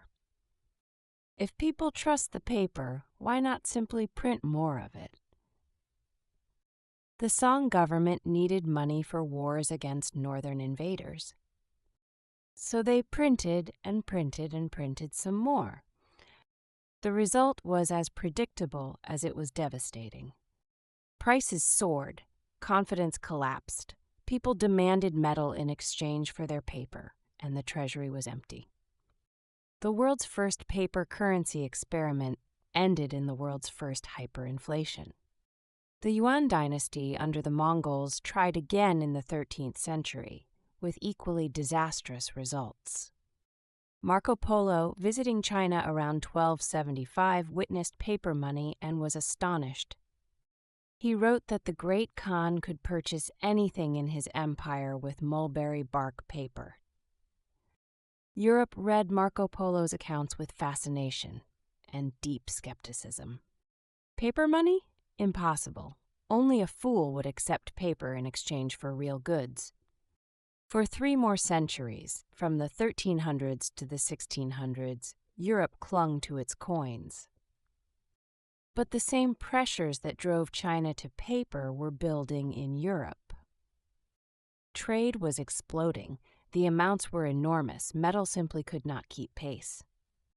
The first European solution, emerging in the 14th century, was not paper money but paper promises, bills of exchange. An Italian merchant could write a letter in Florence instructing his agent in London to pay a specific sum. No gold crossed the channel, no silver risked the mountain passes, only paper moved. The Knights Templar had pioneered this system during the Crusades of the 12th and 13th centuries. A pilgrim could deposit gold in Paris and withdraw it in Jerusalem, carrying only a coded letter. But bills of exchange were private agreements between known parties. They weren't money. The leap to true paper money, notes accepted by anyone anywhere, required something new. It required an institution that everyone trusted equally. It required a bank. Not just any bank, a bank backed by the power of a nation. In 1694, England was at war with France and desperately short of money. King William III needed £1.2 million to rebuild his shattered navy. A Scottish merchant named William Paterson proposed a radical solution. Let private investors lend the money to the crown. In return, they would receive a charter to operate a national bank. The Bank of England was born, part private enterprise, part instrument of the state. The bank's first notes were handwritten promises. I promise to pay the bearer on demand the sum of... Each note was signed individually by the bank's cashier. Each was a personal guarantee. These notes could be redeemed at any time for their face value in gold or silver coin. That convertibility was the foundation of trust. Paper was only as good as the metal behind it. And the Bank of England kept enormous reserves of gold in its vault, the famous gold standard. As long as people believed they could exchange paper for gold, they rarely bothered to do so. The paper circulated freely. It was lighter, safer, and far more convenient than coin. But here is the secret that made banking so profitable and so dangerous. The bank quickly realized it didn't need to keep gold for every note it issued. Not everyone would demand gold at the same time. Most notes simply circulated as money. So the bank began issuing more notes than it had gold to cover. This was fractional reserve banking, the most consequential financial innovation since coinage itself. For every pound of gold in the vault, The bank might issue 3 or 4 pounds in paper. The extra money funded wars, infrastructure, and the expanding British Empire. As long as confidence held, the system was magic, creating wealth from thin air. But confidence is fragile, and across the English Channel, a man was about to demonstrate just how fragile. His name was John Law, and his story is the most spectacular financial disaster of the 18th century. A Scottish gambler, a convicted murderer, a mathematical genius, a monetary revolutionary, John Law believed he had discovered the secret of unlimited prosperity. And for a brief, intoxicating moment, all of France believed him.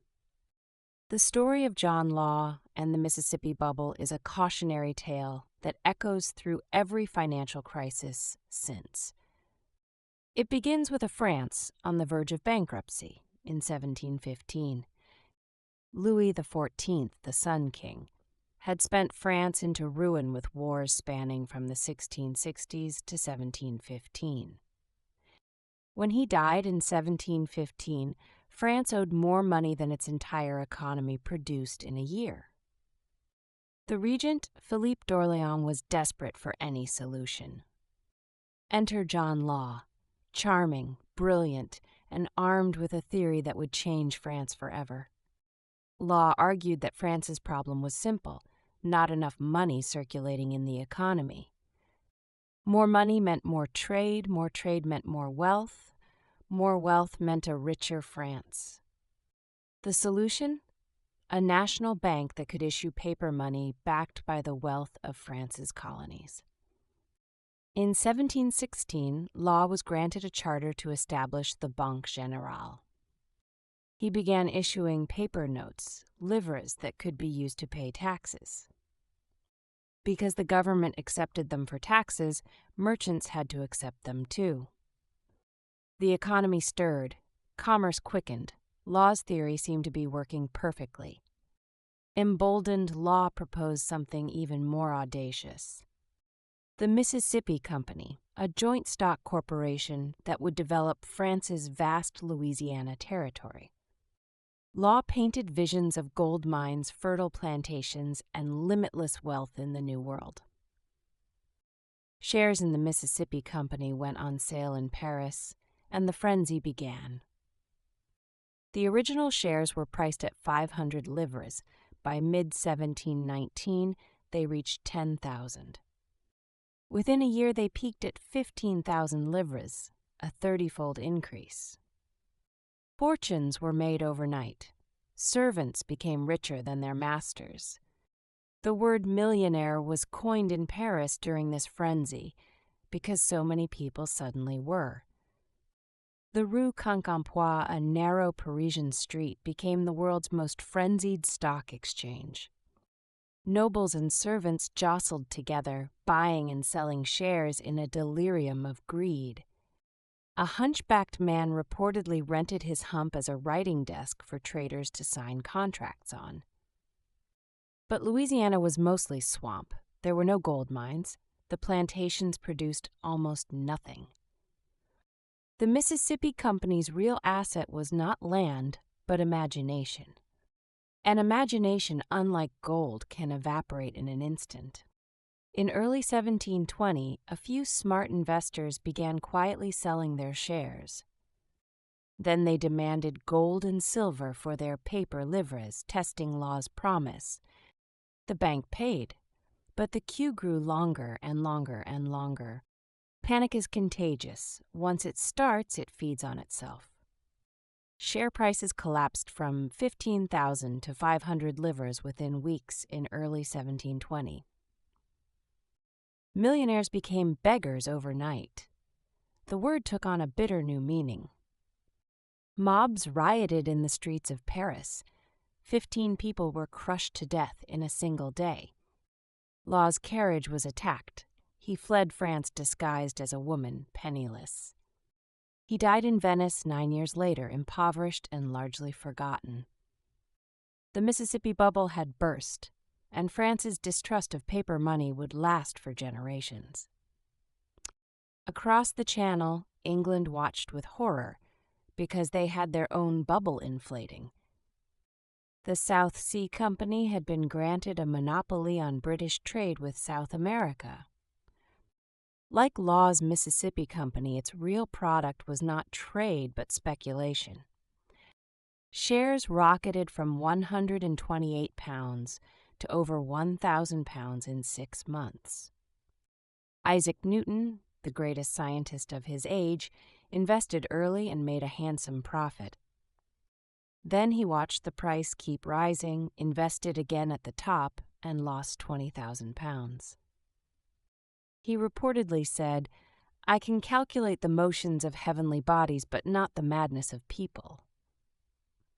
The South Sea Bubble burst in the autumn of 1720, the same year as the Mississippi Bubble. 2 nations, 2 bubbles, 2 catastrophes, 1 lesson. Paper money multiplied through speculation creates phantom wealth that vanishes when tested. But here is the remarkable thing. Despite these disasters, paper money survived. It survived because the underlying idea was sound, even if its execution was flawed. The problem was never paper itself. The problem was discipline. How much paper could you print before trust dissolved? Where was the line between useful expansion and reckless inflation? These questions would haunt every government, every central bank, every treasury for centuries to come. The French would not trust paper money again until Napoleon forced them to, nearly a century later. But the British refined their system, learned from their mistakes, and built something more durable. The Bank of England tightened its reserves, limited its note issue, and slowly rebuilt trust.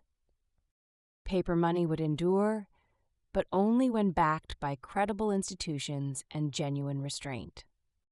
The age of paper had arrived, messy, dangerous, revolutionary, but irreversible. Meanwhile, across the Atlantic, a new nation was conducting its own paper money experiment. The American colonies had a chronic shortage of metal coins. Spain, England, and France hoarded their silver and gold, little reached American shores. In 1690, Massachusetts became the first colony to print paper money. They needed it to pay soldiers returning from a failed invasion of Quebec. Other colonies followed, each printed its own currency. The result was monetary chaos. Pennsylvania's pounds were worthless in Virginia. New York's shillings meant nothing in Georgia. When the Revolution came in 1776, the Continental Congress faced a familiar problem. How do you fund a war against the world's greatest empire when you have no treasury? The answer: print money. The Continental dollar was born. Not worth a continental became the most devastating review a currency has ever received. The Congress printed $200 million to fund the war. Prices rose 8,000%. Soldiers paid in continentals could barely buy a meal with a month's wages. George Washington wrote that a wagon load of currency could scarcely purchase a wagon load of provisions. The Continental's collapse seared a deep distrust of paper money into the American soul. When the Founding Fathers wrote the Constitution, they deliberately omitted the power to print paper money. Alexander Hamilton, the first Treasury Secretary, saw the answer clearly. America needed a national bank modeled on the Bank of England to provide stable, trustworthy currency. In 1791, the first Bank of the United States was chartered, Hamilton's answer to paper money's dangers. Its notes were backed by gold and silver reserves, redeemable on demand. Hamilton understood the fundamental lesson of every paper money disaster. Paper money works only when the promise is credible, and credibility requires restraint. Print too much and trust dissolves. Print too little and the economy strangles. The art of central banking was and remains the art of managing that balance. But America's relationship with banks and paper money would remain turbulent for another century. Andrew Jackson killed the Second Bank of the United States in 1836, calling bankers vipers. Without a central bank, America lurched from boom to bust for decades. The Panic of 1837, the Panic of 1857, the Panic of 1873.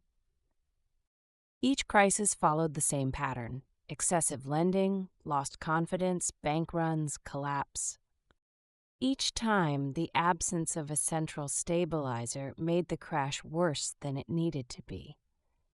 From the wreckage of these experiments, one principle emerged with iron clarity. Paper money needed an anchor, something that governments could not conjure from nothing. Gold became that anchor. Britain formally adopted the gold standard in 1816, establishing the anchor that would discipline paper for a century. 1 British pound equaled 7.32 grams of pure gold, fixed, immutable, guaranteed. Any holder of a Bank of England note could walk into the bank and exchange it for that exact weight in gold. This convertibility was the discipline that tamed paper money's dangerous potential. Germany adopted the gold standard after unification in 1871. The United States followed in 1900. The United States followed in 1900 with the Gold Standard Act. By 1900, most of the world's major economies were on the gold standard. International trade flourished as never before. Exchange rates were fixed and predictable. A merchant in Buenos Aires could price goods in sterling and know exactly what he would receive. The gold standard created the first truly global monetary system since the Peace of Eight. It lasted from roughly 1870 to 1914.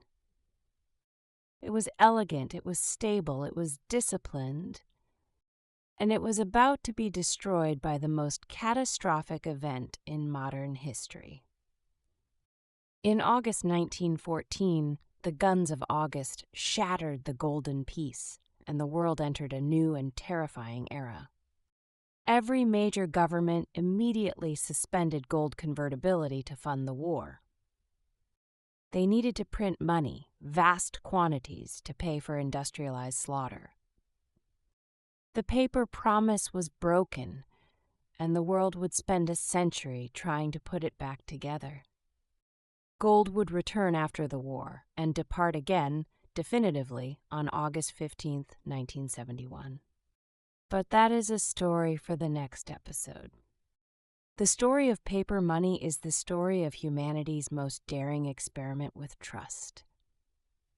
We took something worthless, plant fiber and ink, and declared it valuable by collective agreement. Humanity took something worthless, plant fiber and ink, and declared it valuable by collective agreement. And mostly remarkably, it worked. Paper money financed the Industrial Revolution. It built railroads across continents and ships that connected every port.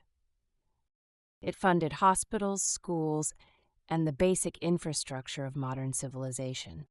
But every generation discovered the same temptation that destroyed the Song dynasty's jiaozi. When times grew hard, the printing press beckoned. Just a little more. Just enough to get through the crisis. No one will notice.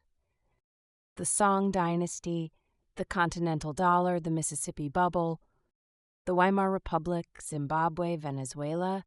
The pattern repeats because the temptation is built into paper money's very nature.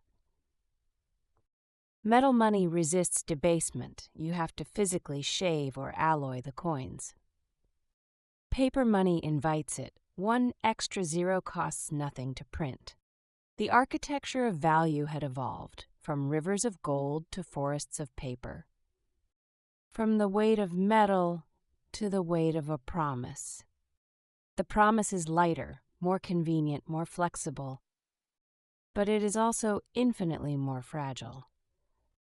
The Lydians embedded trust in gold, the Chinese embedded trust in bronze. The Romans discovered that debasing metal destroys trust. The Spanish proved that flooding the system with too much metal is nearly as dangerous. And now, paper money had taught the world one more lesson. Trust doesn't need to be stored in metal at all. Trust can live in institutions. But institutions must earn that trust every single day and can lose it in an afternoon. This is the paradox at the heart of modern money. The more abstract money becomes, the more powerful it grows and the more dangerous. From gold to paper was the first great leap of monetary faith. The next leap would be even more extraordinary. Next time on The Architecture of Value, we enter the 20th century, the age of gold and its destruction. Episode 5, The Weight of Gold. From the golden age of the 1870s through 2 world wars to Nixon's fateful decision in 1971. The gold standard built the modern world and 2 world wars destroyed it. Bretton Woods. The dollar as world reserve currency. Nixon's Sunday evening broadcast that changed everything. The day the world's money was finally untethered from any physical substance whatsoever.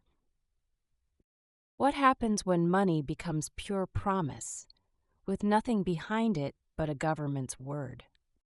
We are about to find out.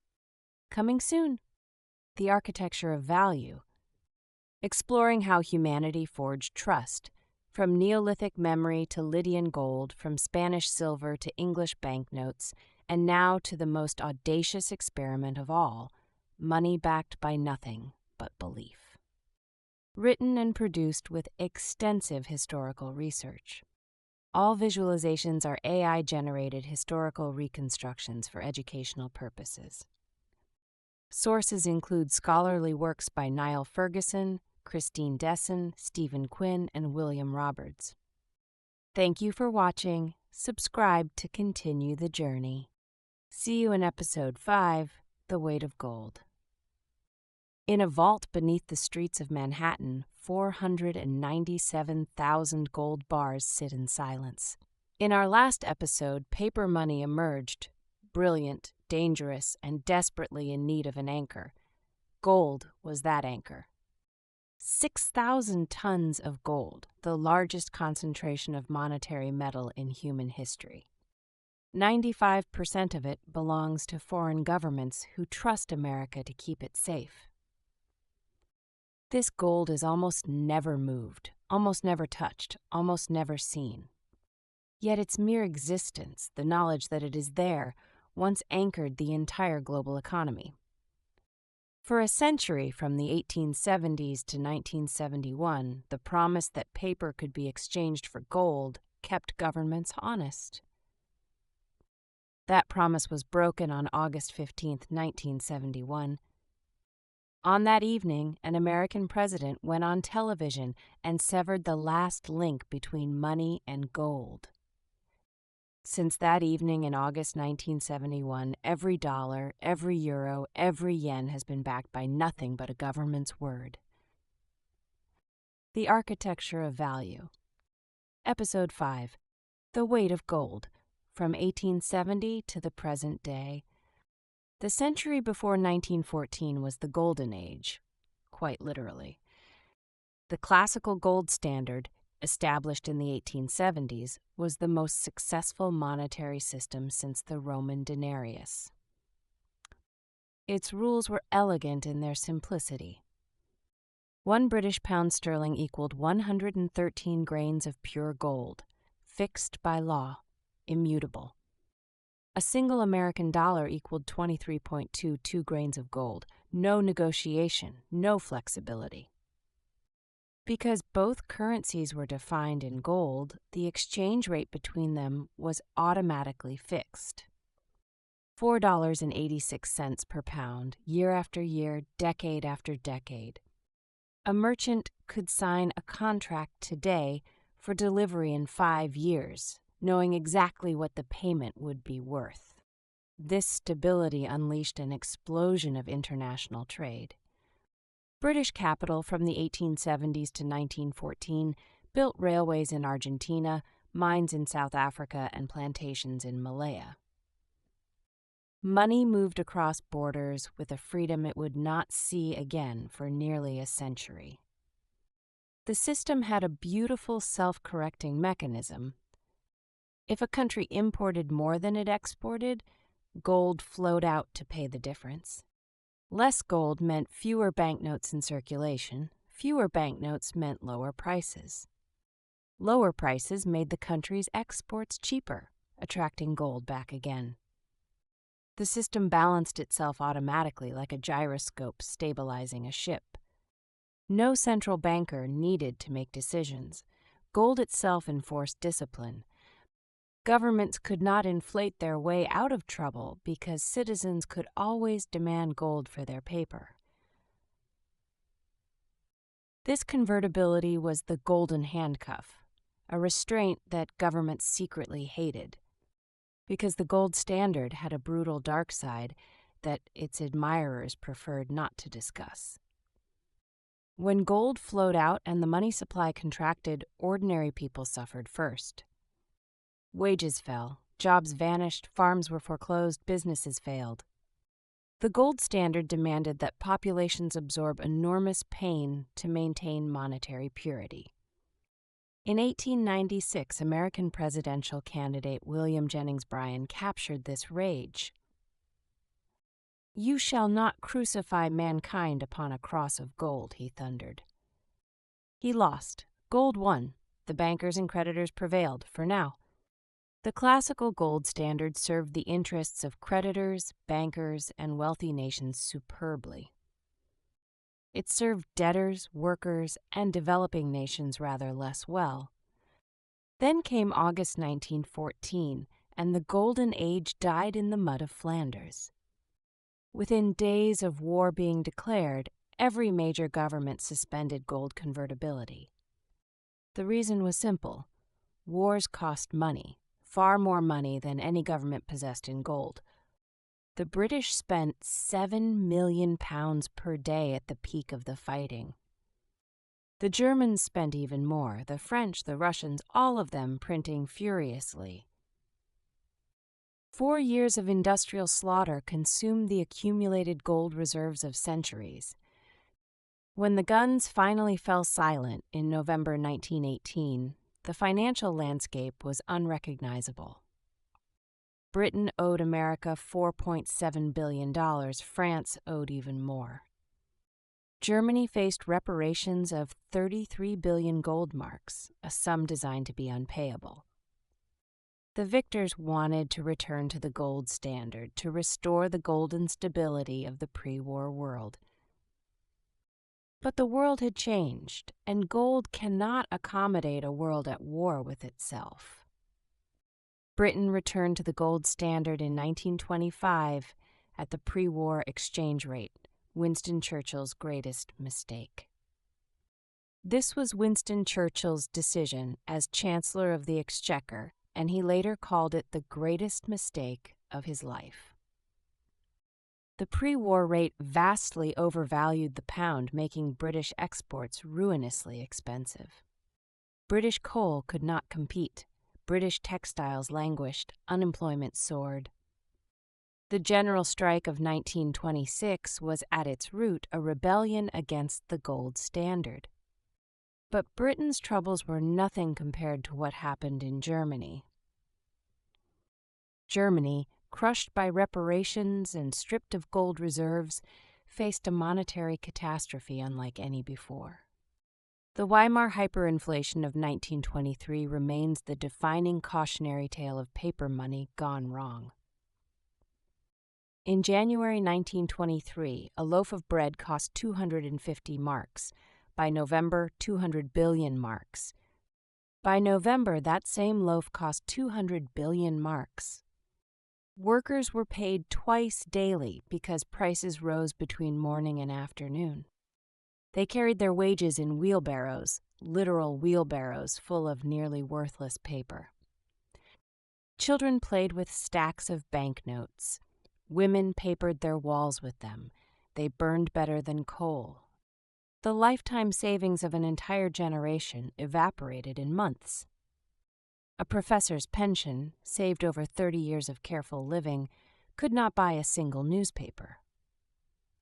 The psychological damage was even greater than the financial devastation. Germans who had trusted institutions, trusted promises, trusted paper, would never fully trust again. This trauma would echo through German monetary policy for a century. The Bundesbank's obsession with inflation, the European Central Bank's rigid mandates, all born in 1923. But the global economy's true reckoning was still ahead. October 29, 1929. Black Tuesday. The stock market crash triggered a chain reaction that would destroy the global economy for a decade. The stock market crash triggered a chain reaction that destroyed the global economy. Banks failed by the thousands. 9,000 American banks collapsed between 1930 and 1933. Depositors lost everything, not because the money didn't exist, but because everyone demanded it at once. The Great Depression proved that the gold standard, in its classical form, was dead. Gold's discipline had become gold's cruelty. Deflation was strangling economies worldwide. One by one, nations abandoned gold. Britain in 1931, America in 1933. President Roosevelt ordered Americans to turn in their gold coins and bars to the Federal Reserve. Hoarding gold became a federal crime punishable by 10 years in prison. Roosevelt revalued gold from $20.67 to $35 per ounce, overnight devaluing the dollar by 40%. With a stroke of his pen, he devalued the dollar by 40%. This was the raw power of a sovereign over money and a preview of what was to come. Then came the Second World War, and with it, a complete reshuffling of global economic power. Europe was devastated. Japan was devastated. The Soviet Union had lost 27 million people. Only one major economy emerged stronger from the war, the United States. By 1945, America held 70% of the world's monetary gold. American factories produced half the world's manufactured goods. The dollar was the only currency anyone truly trusted. In July 1944, delegates from 44 nations gathered at a grand hotel in New Hampshire to design the post-war monetary order. The Mount Washington Hotel at Bretton Woods, where the post-war monetary order would be designed. Two brilliant economists dominated the proceedings. John Maynard Keynes, representing the fading British Empire, eloquent, brilliant, and desperately ill. Harry Dexter White, representing ascendant America, blunt, determined, and holding all the cards. Keynes proposed an international currency, the Bancor, managed by a global institution. White wanted something simpler, the dollar at the center of everything. When one country holds all the gold, its representative tends to win the argument. The Bretton Woods Agreement created a new global monetary architecture. The dollar would be convertible to gold at $35 per ounce. Every other currency would be pegged to the dollar at a fixed exchange rate. The dollar became the sun around which all other currencies orbited.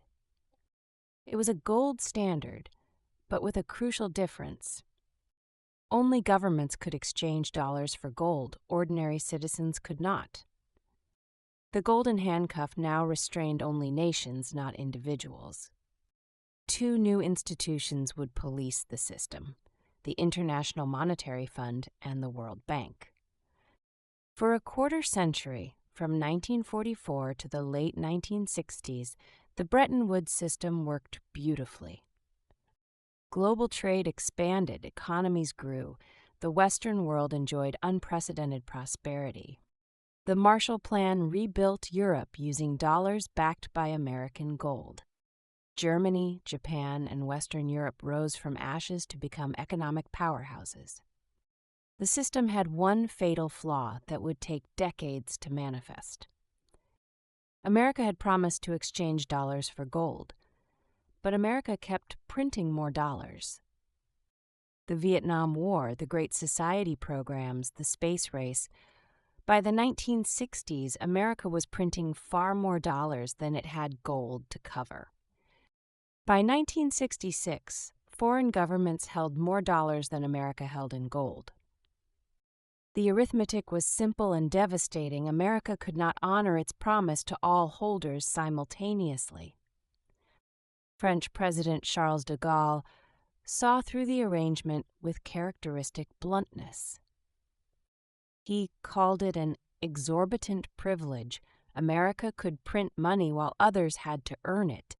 De Gaulle demanded gold.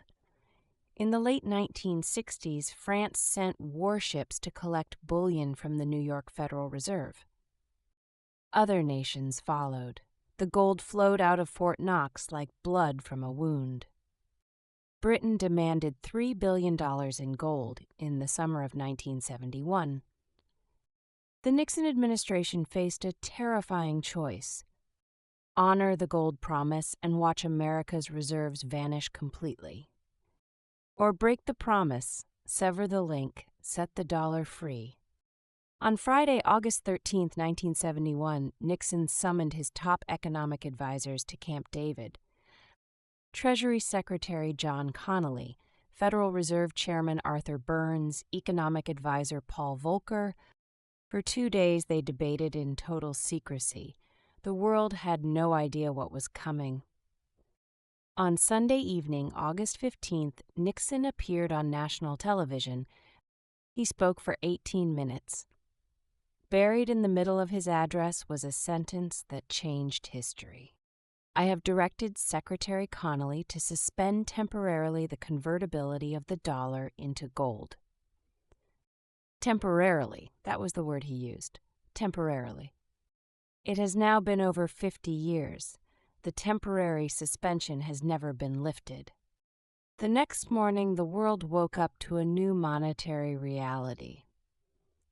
For the first time since the Lydians stamped the first coin around 630 BCE, over 2,600 years of monetary history, no major currency was backed by any physical substance. Money was now pure fiat, Latin for let it be done, money by government decree alone. The dollar was worth something because the American government said so. Period. Exchange rates, fixed for a quarter century, were set free to float. The pound rose and fell with the market, the yen, the mark, the franc, all floating. Currency traders became the new alchemists, making fortunes from the constant fluctuations. Paul Volcker, who helped design the Nixon shock, later reflected on what they had done. They had launched an experiment with no precedent and no guarantee of success. An experiment that every person on Earth is still living through today. The critics predicted catastrophe. Money backed by nothing would surely collapse. Gold bugs, those who insisted gold was the only real money, warned of inevitable hyperinflation. And for a while they seemed right. The 1970s brought stagflation, simultaneous stagnation and inflation, the new fiat system's first great test. Oil prices quadrupled, inflation reached double digits, unemployment soared. The dollar lost half its purchasing power in a single decade. Federal Reserve Chairman Paul Volcker took the most painful medicine available. He raised interest rates to 20%, deliberately creating a severe recession to kill inflation. Factories closed, farmers went bankrupt, unemployment hit 10%, but inflation broke, prices stabilized, and a remarkable era of stability began. The fiat experiment, against all predictions, began to work. Not because of gold, but because of institutions. Independent central banks, the Federal Reserve, the Bank of Japan, the Bundesbank, became the new guardians of value. Their weapon was not gold, but credibility. If people believed the central bank would keep inflation low, they acted accordingly. Expectations became self-fulfilling. Belief in stable money helped create stable money. The Great Moderation, economists called it, a quarter-century of stable growth and low inflation from the mid-1980s to 2007. Central bankers were hailed as maestros, masters of the economic universe. Alan Greenspan, the wizard of the Fed, markets hung on his every cryptic word. For a brief moment, it seemed humanity had solved the eternal problem of money. Stable fiat money, independent central banks, floating exchange rates, a perfect system. Then came 2008, and the illusion of mastery shattered. The global financial crisis proved that the fiat system had its own version of the gold standard's fatal flaw. Instead of too little money causing deflation, too much credit caused asset bubbles. Housing prices in America doubled in 5 years, fueled by reckless lending and financial engineering.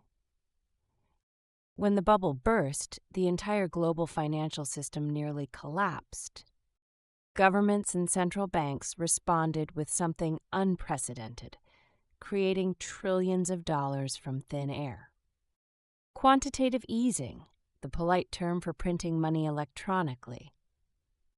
The Federal Reserve's balance sheet grew from $900 billion to $4.5 trillion. The gold bug screamed that hyperinflation was inevitable. It didn't happen. Prices remained remarkably stable. The relationship between money supply and inflation, once considered ironclad, had somehow broken.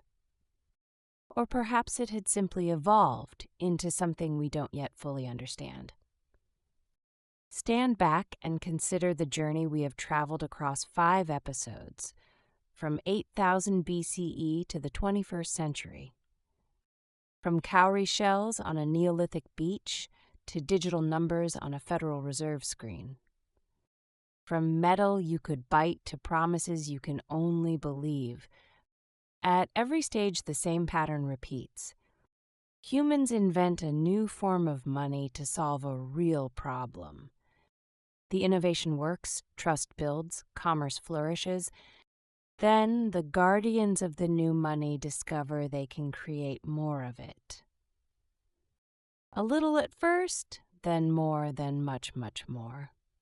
Trust erodes, prices rise, the system strains under the weight of broken promises. Crisis forces innovation, and the cycle begins again with a new form of money. Cowrie shells gave way to Lydian coins around 6030 BCE. Coins gave way to Chinese paper around 1000 CE. Paper needed gold as its anchor from the 1870s. Gold gave way to pure faith in 1971. Faith gave way to electronic digits. Each form was more abstract than the last. Each required more trust. Each was more powerful. And each was more dangerous when that trust was betrayed. The Lydians debased electrum in the 6th century BCE. The Romans diluted silver in the 3rd century CE. The Chinese overprinted paper in the 13th century. The Spanish flooded the world with silver in the 16th century. Governments abandoned gold in the 20th century. And today, central banks create trillions of dollars, euros, and yen with keystrokes. The architecture of value has grown taller and more magnificent with each generation. But the foundation remains the same fragile substance it has always been. Trust. Trust between strangers, trust in institutions, trust in promises. Break that trust, and the most sophisticated financial system collapses as surely as a debased Roman coin. Maintain it, and slips of paper or digits on a screen can build civilizations. This is the architecture of value, beautiful, powerful, eternally fragile. Built not from gold or silver or paper, but from the most precious and most perishable substance of all: human belief. The architecture of value. 5 episodes complete, from 10,000 BCE to 2008, the full arc of physical money. But the story is far from over. We have traced the architecture of value from shells to fiat, from Neolithic villages to the Federal Reserve. 5 episodes tracing 10,000 years of humanity's most important invention. Money is not wealth. Money is the technology that allows wealth to flow between strangers. It is the most powerful tool of human cooperation ever devised, and the most dangerous when that cooperation breaks down. From the first cowrie shell to the last central bank keystroke, the question remains the same. How do you trust a stranger? Thank you for joining this journey through the architecture of value. Written and produced with extensive historical research and scholarly consultation. All visualizations are AI-generated historical reconstructions for educational purposes. Sources include works by Barry Eichengreen, Ben Stile, Liaquat Ahmed, and Jeffrey Sachs. Next, Episode 6, The Digital Revolution. From the first credit card in 1950 to cryptocurrency, central bank digital currencies, and the future of money. The architecture of value will return. How money shaped our world, how it continues to shape our future. The architecture endures, the value evolves, the story continues. There is no vault, no printing press, no mint, no paper, no metal. Over the past 5 episodes, we traced money from cowrie shells to fiat currency. 10,000 years of physical money. Now money sheds its last physical form. Only a network exists, invisible, intangible, spanning the entire planet. Every second, trillions of dollars move through this network, faster than thought, lighter than air. No human hand touches this money, no human eye sees it, yet it shapes every life on Earth. 97% of all money in existence today is digital, never printed, never coined. This transformation began in the mid-20th century. It exists as entries in electronic ledgers, ones and zeros stored on servers humming in climate-controlled rooms. This is where money lives now, not in vaults, not in wallets, in databases. And in 2008, the year the old financial system nearly collapsed, someone proposed something even more radical. What if money didn't need banks at all? What if money didn't need governments? The answer arrived in a 9-page document posted to an obscure mailing list. 9 pages, no institution behind it, no government backing, just mathematics and code, posted anonymously on a cryptography mailing list. Written by someone or some group calling themselves Satoshi Nakamoto. The architecture of value. Episode 6, The Digital Revolution, from 1950 to the present. Digital revolution. The story of digital money begins long before Bitcoin. It begins in the decades after the Second World War. It begins with a simple observation. Money had been becoming less physical for centuries. The telegraph, invented in the 1840s, first allowed banks to transfer money at the speed of electricity. A payment that once required a ship full of gold could now be completed in minutes. Western Union began offering money transfers by telegraph in 1871, the same decade the gold standard was born. By 1918, the Federal Reserve had built its own wire transfer system, FedWire. Banks could now move millions between themselves without a single physical coin changing hands. But for ordinary people, money remained stubbornly physical until the 1950s. In 1950, a New York businessman named Frank McNamara forgot his wallet at dinner. Rather than wash dishes, he had an idea that would change how the world pays for things. The Diners Club card, the world's first general-purpose charge card. A small piece of cardboard that told merchants, "This person is good for the money." It was, in essence, a portable letter of credit, a medieval concept reborn in plastic. Bank of America launched the Bank AmeriCard in 1958, later renamed Visa. MasterCharge followed in 1966, later renamed MasterCard. By the 1970s, millions of Americans were buying groceries, gasoline, and goods with plastic. The credit card did something profound. It separated the moment of purchase from the moment of payment. You could enjoy now and pay later. Consumption was liberated from the constraint of savings. This was exhilarating for consumers and enormously profitable for banks. Every swipe generated fees, every carried balance generated interest. The banks had found a perpetual revenue machine. But credit cards still depended on the existing banking system. They were not new money, just new plumbing. The truly revolutionary step required computers and the Internet. In the 1990s, as the Internet expanded, a new question emerged. Could money itself become digital? Not digital representations of bank money, but entirely new digital currency, native to the Internet. The idea was intoxicating, and dozens of brilliant people tried and failed. DigiCash, eGold, Beans, Flues, Liberty Reserve, each tried, each fell. The people who dreamed of digital money were not bankers, they were cryptographers. They called themselves cypherpunks, a portmanteau of cipher and cyberpunk.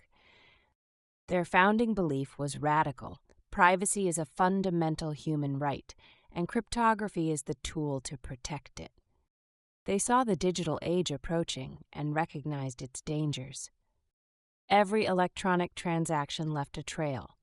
Every purchase created a record. Every payment was surveilled. Cash was anonymous, but digital payments were not. The cypherpunks wanted to fix this. In 1983, cryptographer David Chaum published a paper that electrified the community.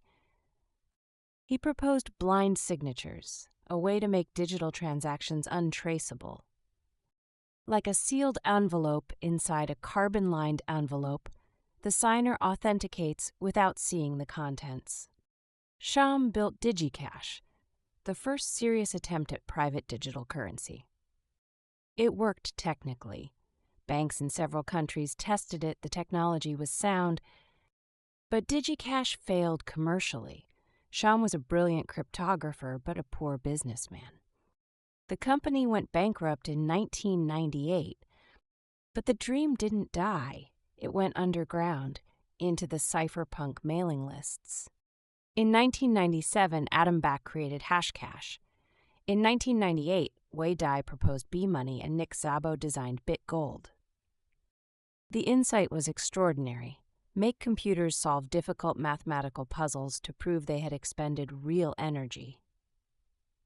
In 1998, Wei Dai proposed B-Money, a decentralized digital currency system.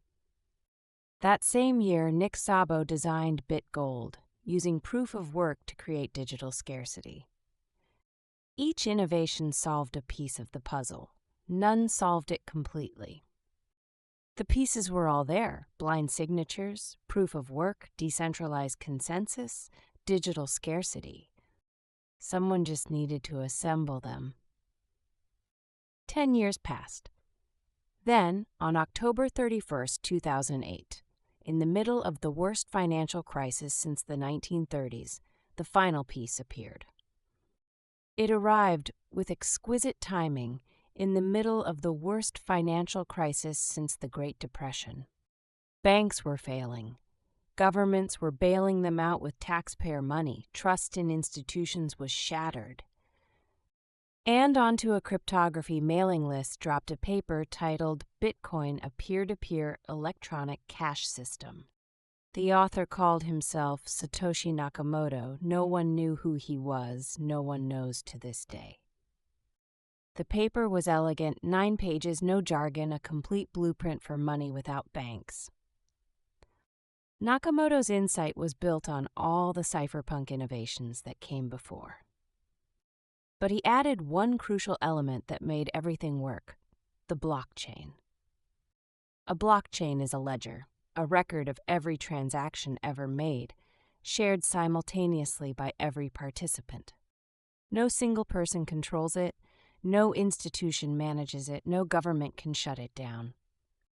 If one computer fails, thousands of copies survive. The ledger is virtually indestructible. To add a transaction to the blockchain, computers must solve a complex mathematical puzzle. This puzzle requires real electricity, real energy expenditure. This is called mining. The first miner to solve the puzzle earns the right to add a block of transactions and receives new bitcoins as reward. Only 21 million bitcoins will ever exist. This scarcity is written into the code itself, immutable and eternal. Unlike government currency, no one can print more. No central bank, no treasury secretary, no president. On January 3, 2009, Nakamoto mined the first Bitcoin, the Genesis block. Embedded in its code was a message: the Times 3 Jan 2009, Chancellor on brink of second bailout for banks. It was a declaration of intent. Bitcoin was born from fury at the failures of traditional finance. For the first year, Bitcoin was worthless, a curiosity traded between cryptographers for fun. In May 2010, a programmer named Laszlo Hanyecz made the first real-world Bitcoin purchase. He paid 10,000 Bitcoins for 2 pizzas. At today's prices, those pizzas cost hundreds of millions of dollars, the most expensive meal in human history. But in 2010, nobody cared. Bitcoin was a toy for technologists. Then the Silk Road happened, an anonymous online marketplace where drugs, weapons, and contraband could be purchased with Bitcoin. Bitcoin's anonymity, its greatest feature to cypherpunks, became its greatest liability in the public eye. Governments took notice, regulators worried, the mainstream media discovered Bitcoin and was horrified. But something else was happening beneath the scandal. Serious people were studying the technology. Not Bitcoin the currency, but blockchain the technology. The idea that you could create a tamper-proof, decentralized record of anything, not just money, was revolutionary. Property records, medical histories, supply chains, voting systems, identity verification. Blockchain could potentially solve trust problems far beyond currency. Meanwhile, Bitcoin's price began its legendary volatile ascent. $1 in 2011, $1,000 in 2013, $20,000 in late 2017. Then crashes, brutal, terrifying crashes of 70 and 80%. And then recoveries, each peak higher than the last, each crash finding a higher floor. Believers called it digital gold, a store of value for the internet age. Critics called it a speculative bubble, tulip mania for the 21st century. The truth, as usual, is more complicated than either camp admits.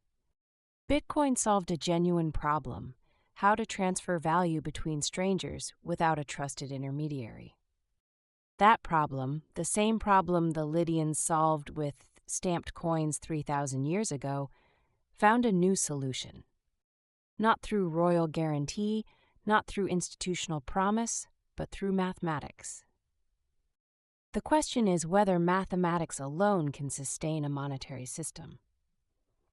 History suggests the answer is it depends on what you're asking money to do. Bitcoin opened a floodgate. Thousands of new cryptocurrencies followed. Ethereum, launched in 2015, added smart contracts, programs that execute automatically. Programs that execute automatically when conditions are met. No lawyers, no courts, no enforcement agencies.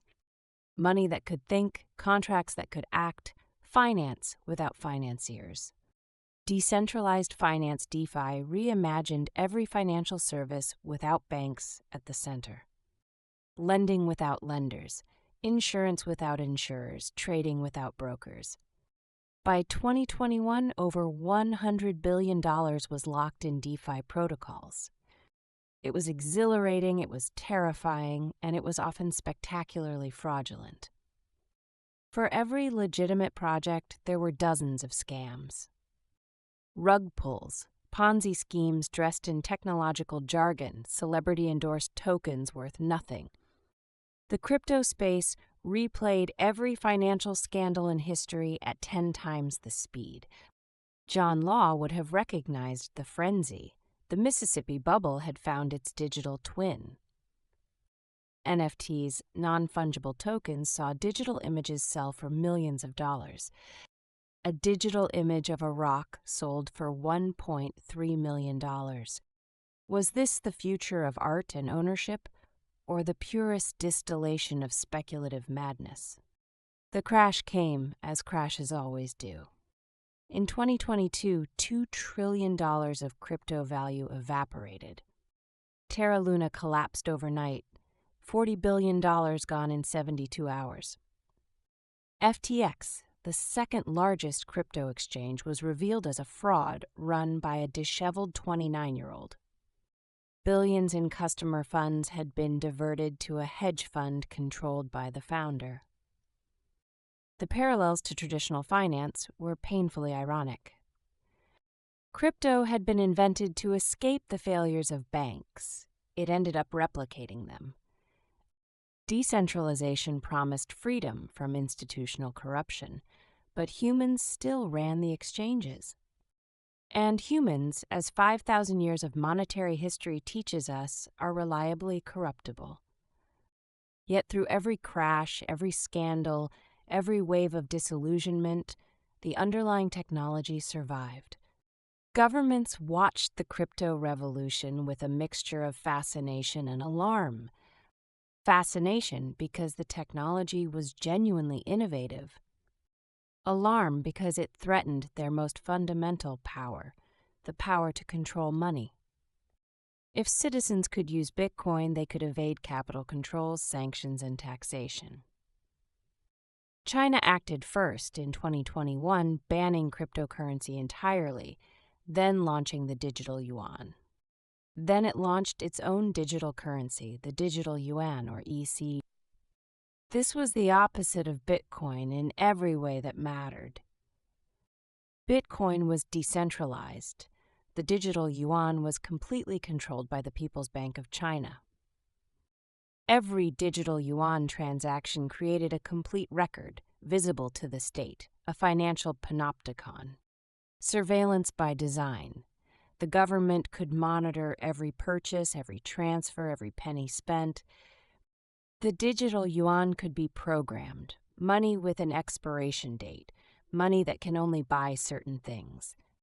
Stimulus payments that must be spent within 30 days or they vanish. Currency that cannot be used to buy alcohol, tobacco, or anything the state disapproves of. This was programmable money, and it terrified civil liberties advocates worldwide. The European Central Bank began developing the digital euro. The Bank of England explored a digital pound, quickly nicknamed Britcoin.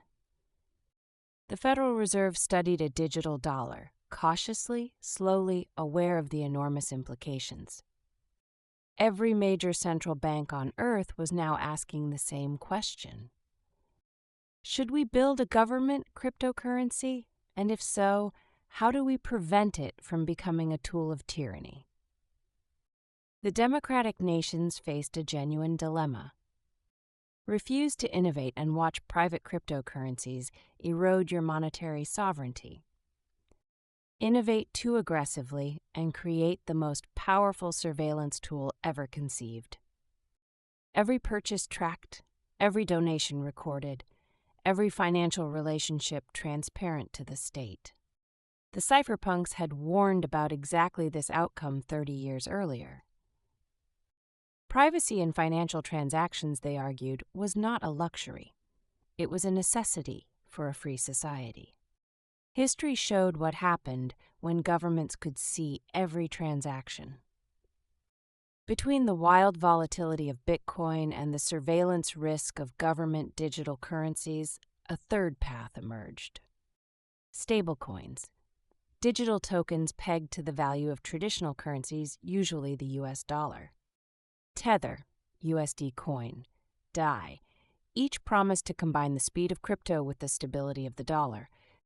Send dollars anywhere in the world in seconds, no bank needed, no wire transfer fees, no 3-day wait.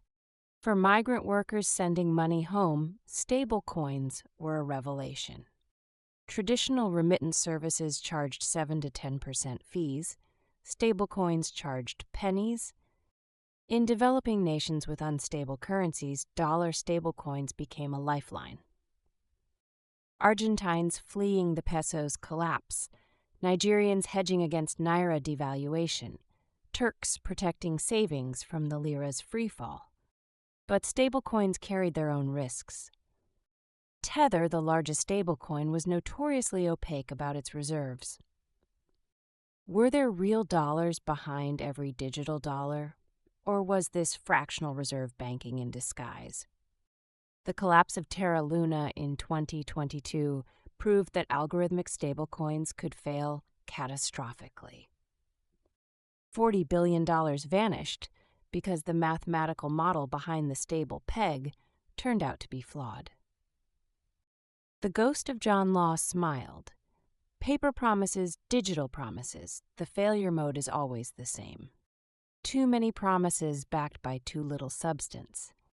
But the legitimate stable coins survived, and their use continued to grow. By 2024, over $150 billion circulated as stablecoins, a new layer of finance. A new layer of the financial system was being built, neither fully traditional nor fully crypto. The architecture of value was being renovated from the inside out. And ordinary people, for the first time in history, had genuine alternatives to government money. Stand at the summit of 10,000 years and look forward. The architecture of value is being rebuilt in real time, and no one knows what the finished structure will look like. Will Bitcoin mature into digital gold, a reliable store of value for the internet age? Or will it remain a volatile speculative plaything, digital tulips for digital gamblers? Will government digital currencies become tools of financial inclusion, bringing banking to the unbanked? Or will they become instruments of unprecedented surveillance and control? Will stablecoins become the everyday money of global commerce, fast, cheap, borderless? Or will they be regulated out of existence by governments protecting their monetary monopoly? These questions cannot be answered today. They are being answered in real time by billions of human decisions. But history teaches us certain patterns that will almost certainly repeat. Innovators will build, speculators will frenzy, fraudsters will steal, regulators will regulate. Bubbles will inflate and burst. Trust will be built and broken. And through it all, the fundamental question will remain the same question it has always been. How do strangers trust each other? The Lydians answered with stamped gold around 630 BCE. The Chinese answered with standardized bronze. The Chinese answered with standardized bronze. The Romans answered with imperial silver, and discovered that debasement destroys trust. The Spanish answered with mountains of silver after 1545. The Bank of England answered with paper promises from 1694. The Bank of England answered with paper promises and taught the world that institutions can replace metal. The gold standard answered with convertibility and proved that discipline enables prosperity. Bretton Woods answered with the dollar in 1944. Nixon answered with fiat in 1971. Nixon answered with fiat and wagered that belief alone could sustain a monetary system. And Satoshi Nakamoto answered with mathematics in 2009. Each answer was a revolution. Each revolution was partial. Each left the fundamental problem unsolved. Because trust is not a problem to be solved. It is a condition to be maintained. Like a garden, it must be tended every day.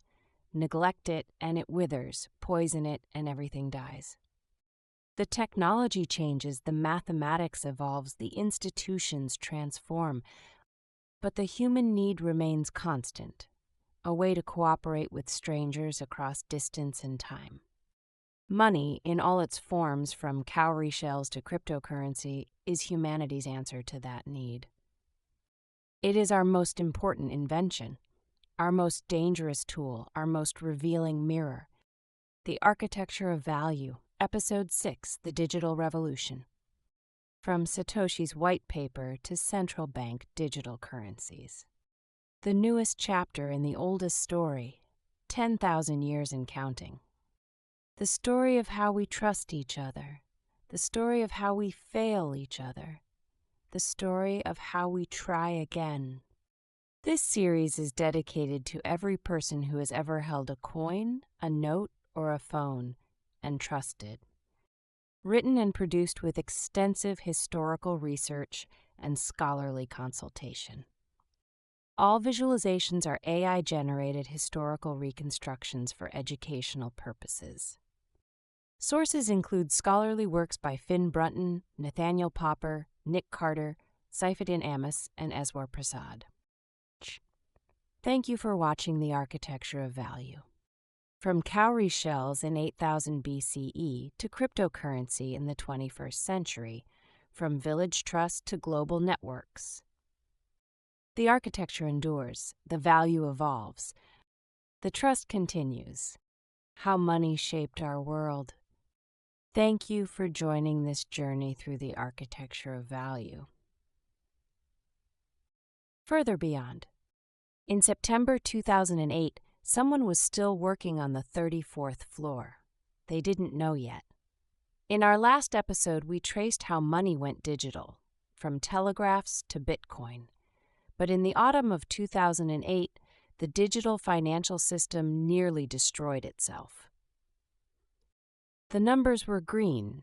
They had been green for years. Green meant safe. Every morning, the machine started the same way. Coffee, subway, trading floor. This was the cathedral of modern finance, built over decades since the deregulation of the 1980s. Hundreds of screens, thousands of trades per second. A trader's hands could move millions between keystrokes. The wedding ring was the only personal thing visible. In rooms like this, instruments were designed that their own creators couldn't fully explain. Documents stamped confidential contained risks that would become everyone's problem. Bloomberg terminals, the nervous system of global finance. Every bank watched the same numbers. The analysts worked through the night. They were 26 and exhausted and making more money than their parents ever had. From above, Lower Manhattan looked like a hall of mirrors. Confidence reflecting confidence. The products were designed to be unreadable. Complexity was the feature, not the bug. Across America, in the years between 2003 and 2007, identical houses stood in identical rows, each financed by a mortgage that had been sliced and repackaged. Mortgage brokers approved loans with the enthusiasm of assembly line workers. Volume was everything. A family signed their name. A 30-year commitment entered into over a kitchen table. They called them collateralized debt obligations, products invented in the 1990s but weaponized in the 2000s. Layers of risk stacked like a wedding cake. The rating agencies stamped AAA on instruments they barely understood. They were paid by the people who created them. When construction stopped mid-sentence, the half-built houses stood like questions nobody wanted to answer. Empty rooms full of sunlight. The American dream had been securitized, tranched, and sold to pension funds in Norway. Foreclosure notices arrived by mail, one household at a time. The crisis was already systemic, but it felt personal. The trap was in paragraph 7, the adjustable rate that adjusted upward, the fine print that cost families their homes. A few economists saw it coming. They gave lectures to empty rooms. Dissenting reports were filed, then recycled. Groupthink isn't a conspiracy, it's a climate. The headline said everything was fine. Champagne confirmed it. From corner offices above Central Park, the view was magnificent. The blind spot was directly below. Credit default swaps, insurance on debt that might never be repaid. The idea was elegant. The consequence was catastrophic. Luxury towers rose floor by floor, each one a monument to borrowed confidence. End-of-year bonuses were celebrated with champagne, record profits, record leverage, record blindness. The black cars waited. The infrastructure of excess ran on schedule. Bonus checks with many zeros, the rewards of a system that had confused risk with profit. Farmland became subdivisions. Demand was manufactured, then mortgaged, then securitized. 30-to-1 leverage. For every dollar of reality, $30 of faith. Marble lobbies and security guards, the architecture of finance projected permanence. That was the point.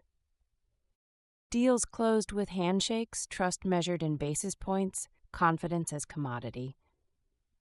In March 2008, the first crack appeared, not in the market but in the glass. Bear Stearns, the fifth largest investment bank, founded in 1923, destroyed in a single weekend in March 2008. Breaking news, 2 words that would define the autumn.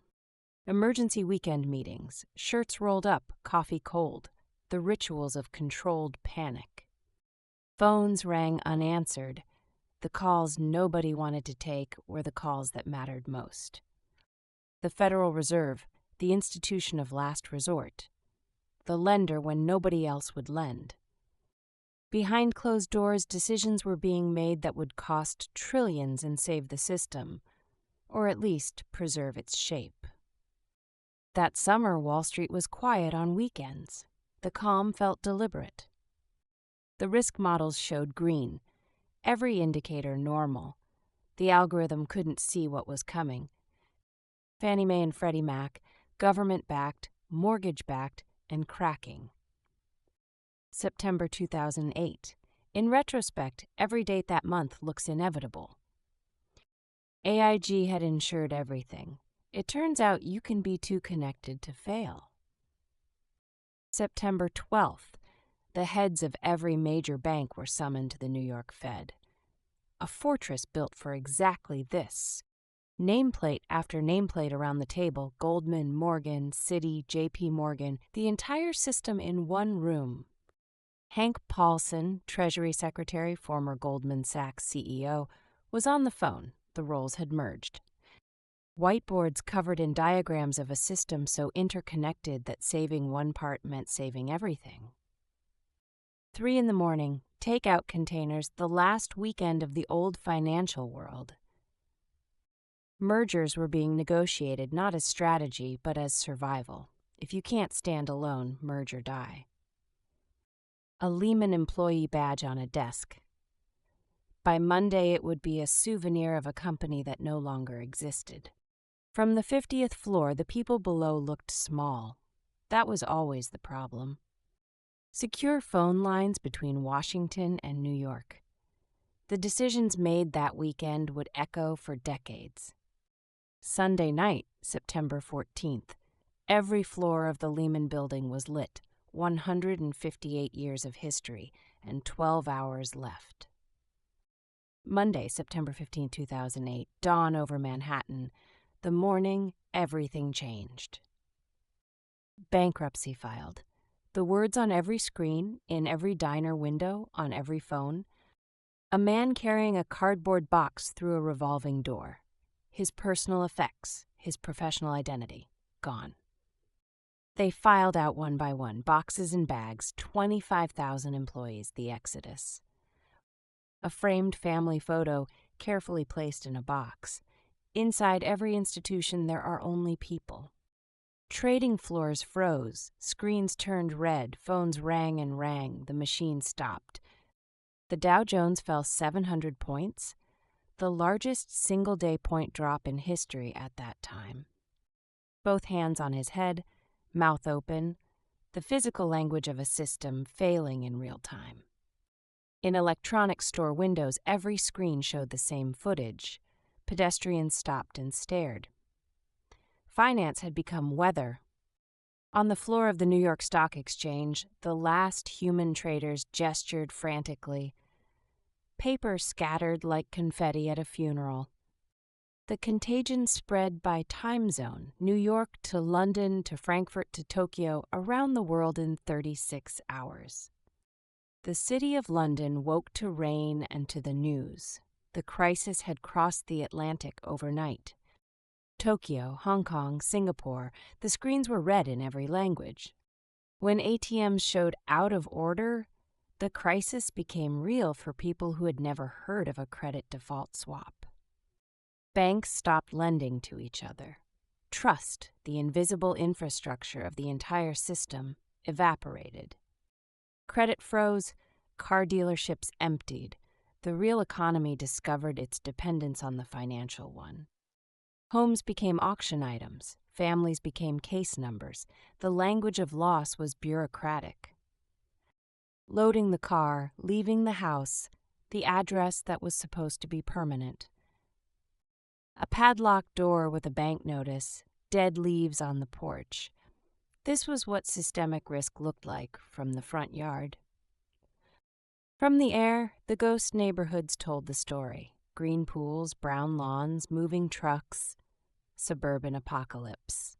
Washington had to act. The question was how much, how fast, and who would pay. Paulson's first proposal was 3 pages long, $700 billion. No oversight. Congress balked. The final legislation was hundreds of pages. TARP, Troubled Asset Relief Program. Troubled was an understatement. Ben Bernanke, a scholar of the Great Depression, was now living inside one. His textbooks hadn't covered this. The printing press ran, not literally, digitally, but the principle was the same: create money, flood the system, hope. The first vote failed. The market dropped 800 points in minutes. Congress reconsidered. The numbers on the screens were the largest losses ever recorded. Records kept breaking in the wrong direction. On the streets below the towers, people held signs. Where did the money go? It was the right question. Bailout checks were signed. Taxpayer money flowed to the banks that had created the crisis. The architecture of moral hazard. AIG received $182 billion, too big to fail, too interconnected to punish. Behind closed doors, the crisis was bills and final notices and a kitchen table and no answer. Unemployment lines wrapped around blocks. Suits stood next to uniforms. The crisis was democratic in that way, at least. Retirement accounts lost half their value overnight. A lifetime of saving halved by a weekend of decisions she had no part in. Main streets emptied. Going out of business signs became the most common signage in America. Cranes froze against gray skies, construction stopped, rebar exposed like bone, the economy's skeleton visible. A pink slip beside a still logged-in computer, the personal notification of systemic failure. Food banks in wealthy suburbs, good coats in long lines, the crisis that was supposed to be someone else's problem. A car for sale outside a foreclosed house, 2 crises in one frame, loss multiplying. Paperwork with a lawyer, reading glasses, a pen, the slow, quiet process of financial unwinding. Cubicle walls came down, fluorescent tubes exposed, the architecture of work itself dissolving. A Lehman employee's box and a 1929 headline, 79 years apart, different decades, same posture. History doesn't repeat, but it rhymes. The Weimar wheelbarrow of 1923 and a modern stimulus check of 2020. Different scales, same solution. Print more. The Ming emperors printed money in the 14th century until it became wallpaper. We printed trillions and called it quantitative easing. In 1796, the French burned their assignats. In 2008, we just clicked a mouse. Nixon cut the anchor to gold on August 15, 1971. 37 years later, in 2008, we discovered what a ship does without an anchor in a storm. The Federal Reserve's lights burned all night. The emergency that began in 2008 never quite ended. Press conferences replaced markets as the main event. A chairman's word could move trillions. Interest rates hit zero, the bottom of the number line. Nowhere left to cut. Quantitative easing, creating money from nothing, the alchemist's dream achieved by committee. Government bonds sold at auction, the future mortgage to pay for the present. A very old story. The crisis crossed from banks to nations, Greece, Spain, Italy, sovereign debt, the debts of countries themselves. Protesters in Athens, tear gas, the crisis reaching the birthplace of democracy and the birthplace of coinage. Austerity budgets cut public services, hospitals, schools, pensions, the human cost of sovereign rescue. Exchange rates swung wildly. The floating world Nixon created was now spinning. The Bank of England Threadneedle Street. The institution William Paterson founded on debt was now drowning in it. 1 year later, same building, same suits, bonuses returned as if nothing happened. Bank CEOs testified before Congress. Microphones, water glasses, prepared statements, accountability as performance. Subpoenas were issued, investigations opened, almost nobody went to prison. Tents in Zuccotti Park, handmade signs among skyscrapers, we are the 99%, protest as symptom. Where Lehman once stood, a new tower rose, the city that rebuilds without remembering. The crisis became books, then movies, then streaming content, disaster metabolized into entertainment. Dodd-Frank, thousands of pages of new regulation. Banks would spend years and millions weakening every paragraph. Meanwhile, in a server room, algorithms were already building the next machine. Faster, colder, less human. The Lehman sign came down by crane, the name that defined a crisis becoming an artifact. The charging bull still stands. Tourists still take photos. The symbol endures after everything. By 2012, central bank balance sheets had gone exponential, trillions created in months. By 2015, housing prices were rising again, bidding wars returned. The lesson apparently had not been learned. Stock markets surged past pre-crisis highs by 2013, a rally fueled entirely by free money. Zero interest rates funded a new boom, Silicon Valley built campuses, tech unicorns multiplied, ping-pong tables and free lunch. Venture capital burned through billions. The new excess looked different, but smelled the same. In dark warehouses, from 2009 onward, machines mined cryptocurrency, a parallel money born from the wreckage of 2008. Bitcoin's price chart went exponential, the digital answer to institutional failure or the new tulip. Nobody agreed. Co-working spaces with exposed brick and neon, the everything bubble extended to commercial real estate, to startups, to aesthetics. In Europe, by 2014, interest rates went negative. Banks charged you to hold your money. Luxury queues lengthened while food banks expanded. the K-shaped recovery, one line up, one line down. Delivery riders waited in the rain, the other side of the recovery. The gig economy as permanent precarity. Amazon warehouses stretched to the horizon, the new economy of speed and scale and workers who couldn't afford to stop.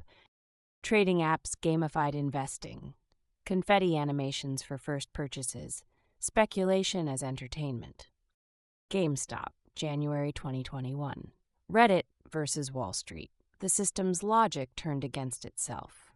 Digital art sold for millions as NFTs, scarcity manufactured by code, the new tulip or the new Rembrandt, time would tell. Blank check companies listed on exchanges, SPACs, speculation stripped to its purest form, a bet on a bet. One electric car company was worth more than every other automaker combined. Valuation had become an act of faith. Diamond hands to the moon, investing as meme, as identity, as community, the language of money changed. Office buildings emptied, for lease signs multiplied. The pandemic accelerated a hollowing out that was already underway.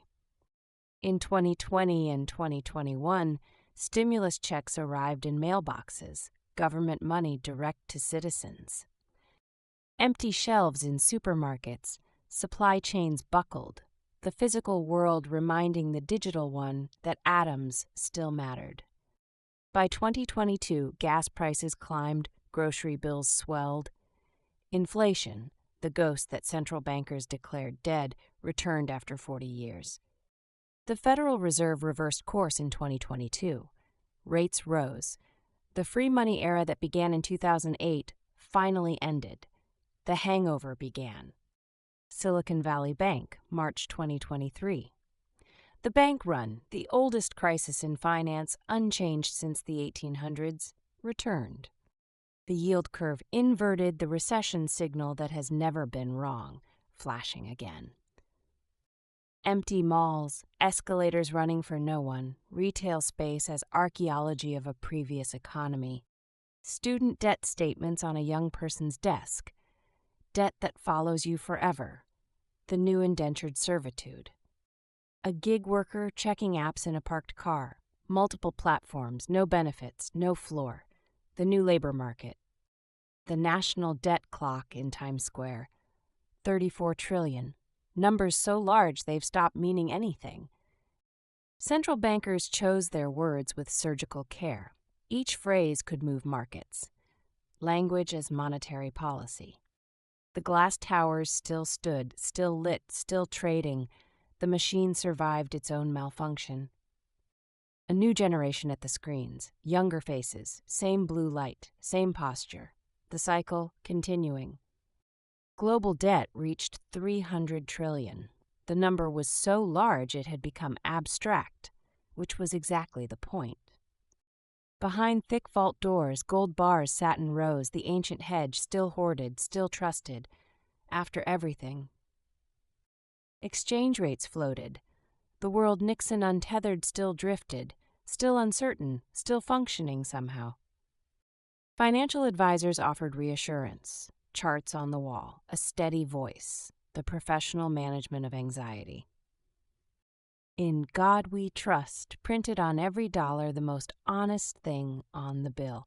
The bell still rang every morning, the ritual performing continuity, tradition as reassurance.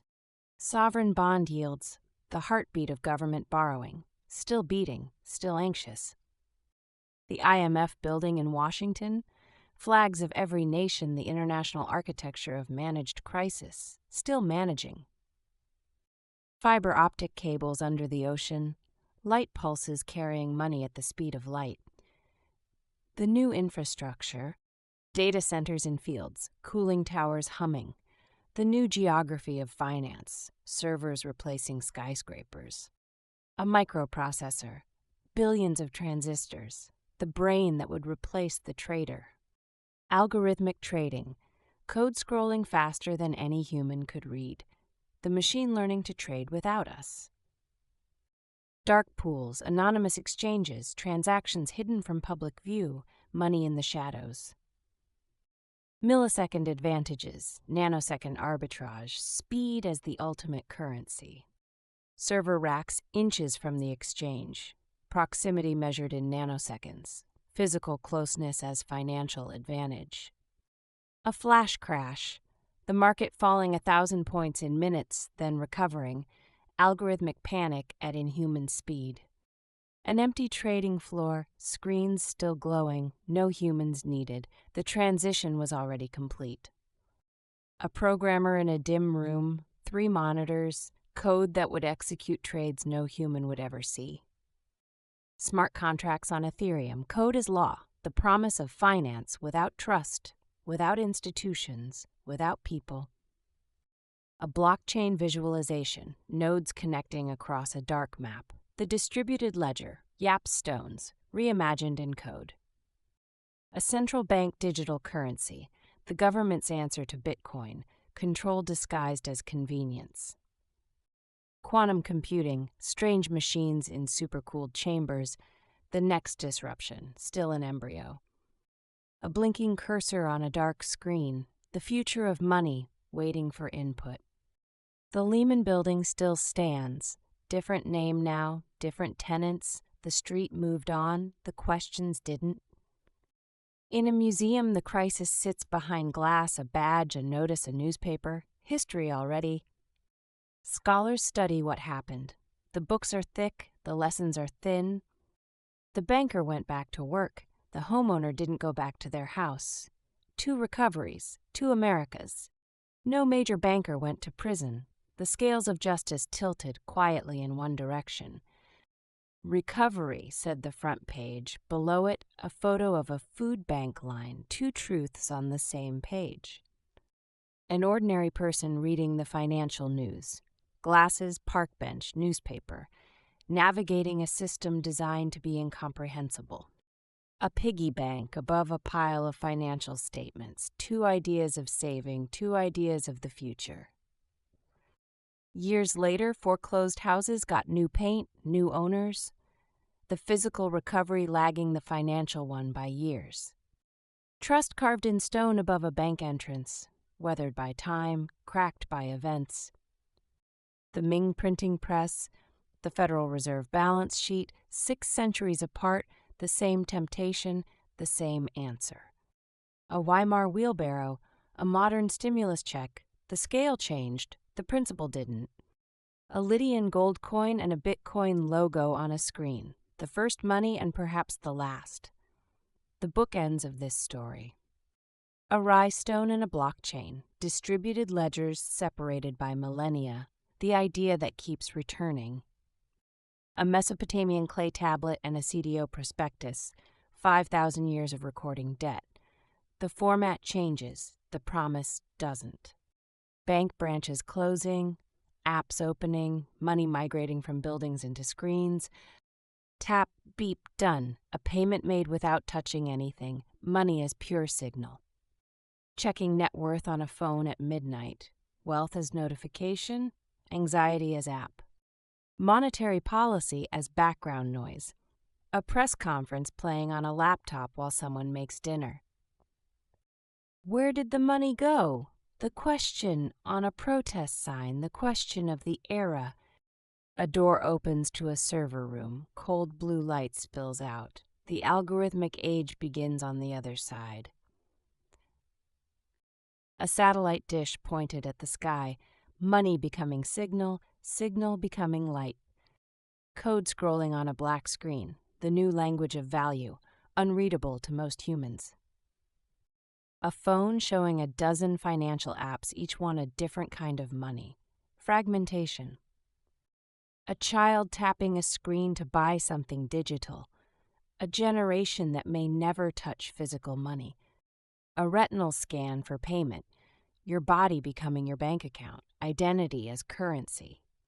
A drone delivering a package tracked by GPS, purchased by algorithm, the supply chain of invisible money.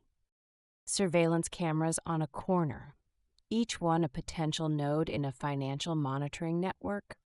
A social credit score on a smartphone, money, behavior, and obedience converging. The White House, the Federal Reserve, a tech campus, three centers of monetary power converging. Wall Street reflected in a rain puddle, the reflection more distorted than the reality, or perhaps more honest.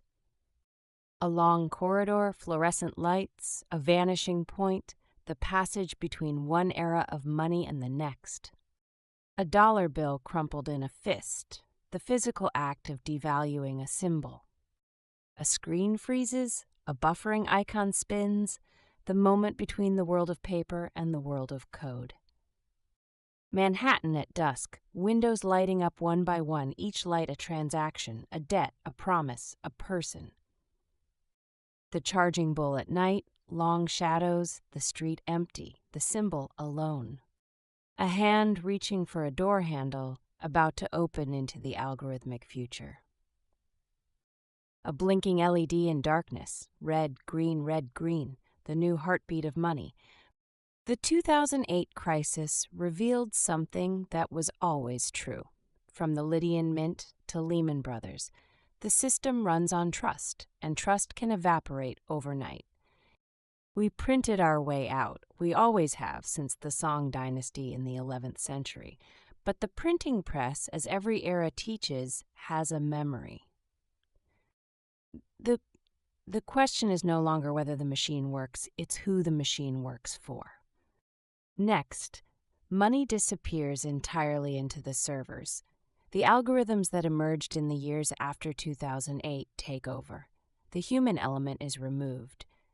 The architecture of value continues. The architecture of value. Episode 7, The Lehman Moment, September 2008, a date that echoes the fall of Rome, the collapse of potency, and the burning of French assignats. Next episode, Episode 8, Algorithmic Value, the code that replaced the banker, the server that replaced the vault, the algorithm that replaced trust. Now, money has disappeared into the servers. In our last episode, the 2008 crisis shattered confidence in the old system. What rose from the wreckage was something entirely new. It moves at the speed of light, controlled by algorithms no human can fully understand.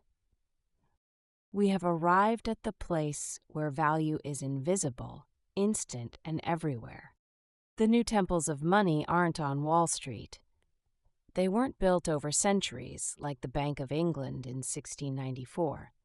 They were built in the 2010s, in converted warehouses in Virginia and Oregon. Inside, the servers hum. Each rack processes more transactions in a second than the New York Stock Exchange handled in an entire year in 1990. Color-coded cables, perfect order, the nervous system of a financial world that never sleeps. The machines run hot. Blue coolant flows through transparent tubes, keeping the money cold. The most valuable rooms in the world have no people in them, just cameras, locks, and blinking lights. Diesel generators stand ready outside, analog insurance for a digital economy. Cables emerge from the ocean floor connecting continents at the speed of light. Money's new infrastructure is underwater. High-frequency traders pay millions to place their servers inches from the exchange, proximity measured in nanoseconds. A nanosecond advantage, a millionth of a blink, enough to make billions. Each pulse of light through the fiber is a trade, a buy or a sell, worth millions, gone in an instant. Microwave towers between Chicago and New York. Line-of-sight transmission, shaving microseconds off execution. Speed as profit. The trading floor is empty now. The screens still run. The algorithms don't need chairs. A programmer reviews code in a dim room. He is the new market maker, his keyboard the new trading pit. In May 2010, the market dropped 1,000 points in 12 minutes, then recovered. The flash crash. No human caused it, no human stopped it. Orders appear and vanish in milliseconds. Phantom liquidity. The market is mirage. Dark pools. Anonymous exchanges where billions change hands in shadow. The market you can't see. The servers run hot, the money moves cold. The Chicago trading pits fell silent, colored jackets hung on empty hooks. The screaming was over. A trader at a single laptop, no assistants, no paper, the workforce reduced to essentials. 3 people and 100 servers. Managing billions, the ratio of humans to capital approaching 0. Bank branches closing, glass doors locked, the physical infrastructure of money abandoned. An ATM removed from a wall, cables dangling, the cash machine itself becoming a relic. In 2009, someone using the name Satoshi Nakamoto published 9 pages that proposed an alternative to the entire system, born directly from the crisis of Episode 7. Bitcoin mining farms, warehouses of machines solving mathematical puzzles, electricity converted directly into money. The early miners used home computers, then graphics cards, then custom chips, an arms race for digital gold. The electricity meter spun. Proof of work meant proof of energy spent. Trust, purchased with kilowatt hours. The blockchain, a chain of blocks, each containing transactions, each linked to the last. A ledger that nobody owns and everybody can read. Cryptocurrency exchanges, open around the clock, a new Wall Street without walls, without hours, without regulators. In 2010, someone bought 2 pizzas for 10,000 Bitcoin. A decade later, that Bitcoin would be worth hundreds of millions. A private key, a string of characters. Lose it, and your fortune is locked forever, the password to decentralized wealth. Mt. Gox, the largest exchange, was hacked. $750 million vanished. Trust, it turned out, was still required. The Silk Road, Bitcoin as the currency of the ungovernable, privacy as feature and as felony. White papers replaced prospectuses, dense with jargon and promises, 90% would fail. Crypto conferences with lasers and headset microphones, the new Wall Street evangelism. Decentralization preached from a stage. In late 2017, Bitcoin hit $20,000. By early 2018, it had lost 80%. The same pattern every speculative bubble has followed since the South Sea bubble of 1720. Then it fell. 80%, the same pattern every speculative bubble has followed since tulips. FTX, a crypto empire run from the Bahamas, beanbag chairs, and billion-dollar decisions. Sam Bankman-Fried arrested in 2022. The poster child became the cautionary tale. $8 billion of customer money missing, echoing every fraud since John Law fled Paris in 1720. Terra Luna, an algorithmic stablecoin, $50 billion in value, evaporating in days. Code, it turns out, can panic too. Lamborghinis and eviction notices, the duality of the crypto movement captured in one frame. Senators at a hearing on cryptocurrency, struggling with the vocabulary, the old system trying to regulate the new. Hardware wallets locked in safes, the irony of digital money needing physical security. Trust has to live somewhere. Smart contracts. If this, then that, the lawyer replaced by code, the promise of trustless finance. Decentralized exchanges, liquidity pools, finance without institutions, or at least that was the pitch. Yield farming, 1,000% annual returns. Too good to be true, usually was. DAOs, decentralized governance, one token, one vote, democracy or plutocracy by another name. A smart contract exploit, millions draining in seconds to an unknown wallet. Code as law means bugs are disasters. NFTs in galleries, million-dollar JPEGs in digital frames, ownership as a blockchain entry, art or speculation. A cartoon ape next to a Rembrandt. The question of value made absurd, or finally made honest. Ethereum's merge, from proof of work to proof of stake.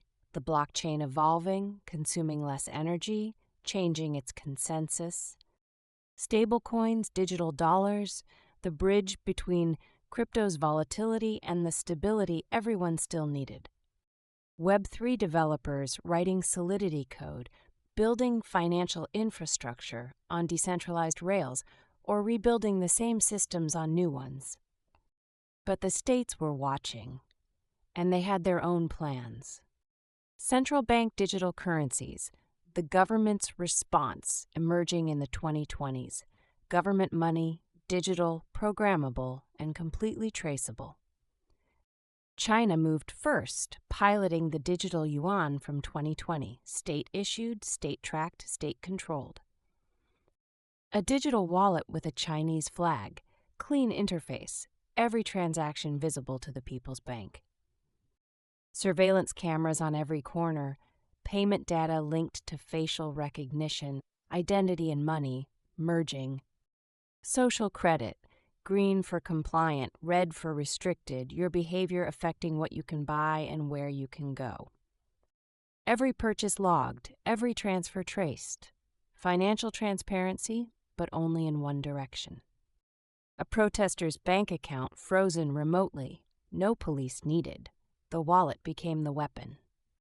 The digital yuan rolling out province by province. A heat map of adoption, programmable money at national scale. In Europe, the digital euro was debated from 2021 onward. In America, the digital dollar. The democratic world asking, should we follow China's lead? Money with an expiration date. Spend it by Friday or it vanishes, the stimulus that forces consumption. Payments restricted to approved merchants. Digital money with built-in boundaries. The coupon as national currency. Carbon credits linked to your wallet. Your money shrinking when you fly, expanding when you bike. Behavior modification by code. An elderly person staring at a digital-only terminal, no cash accepted. The cashless society left some people outside. A homeless person in a cashless city. No smartphone, no charity. The digital divide measured in missed meals. Financial sanctions at the speed of light, a click freezing a nation's reserves. Economic warfare, instantaneous. In February 2022, Russian assets were frozen overnight after the invasion of Ukraine. Financial warfare at the speed of light. A nation disconnected from SWIFT. Financial excommunication, cut off from the global payment network. In Canada, February 2022, truckers' bank accounts were frozen during protests, the state's newest tool of crowd control. A whistleblower's balance reading zero, no warrant, no trial, no appeal, financial retaliation by algorithm. A control room wall of screens, every data feed a financial x-ray, the panopticon applied to money. Facial recognition scanning a crowd, matching faces to wallets. Your identity is your account. Every transaction in a city in 1 hour visualized, streams of colored light, every coffee, every rent payment, every secret. AI flagging unusual transactions, pattern recognition as financial policing, the algorithm that never sleeps. Know your customer. Identity documents required to open a wallet. The end of anonymous money. A privacy advocate at a microphone. A small crowd. The minority warning about the majority's convenience. Snowden's face next to cryptocurrency logos. Privacy activism and decentralized money. Finding common cause. Encrypted tunnels. VPNs. People trying to hide their financial footprint in a world that wants everything visible. Tor browsers accessing crypto exchanges. Layers of anonymity. The cat-and-mouse game of financial privacy. A child paying by fingerprint. Growing up in a world where financial privacy was never the default.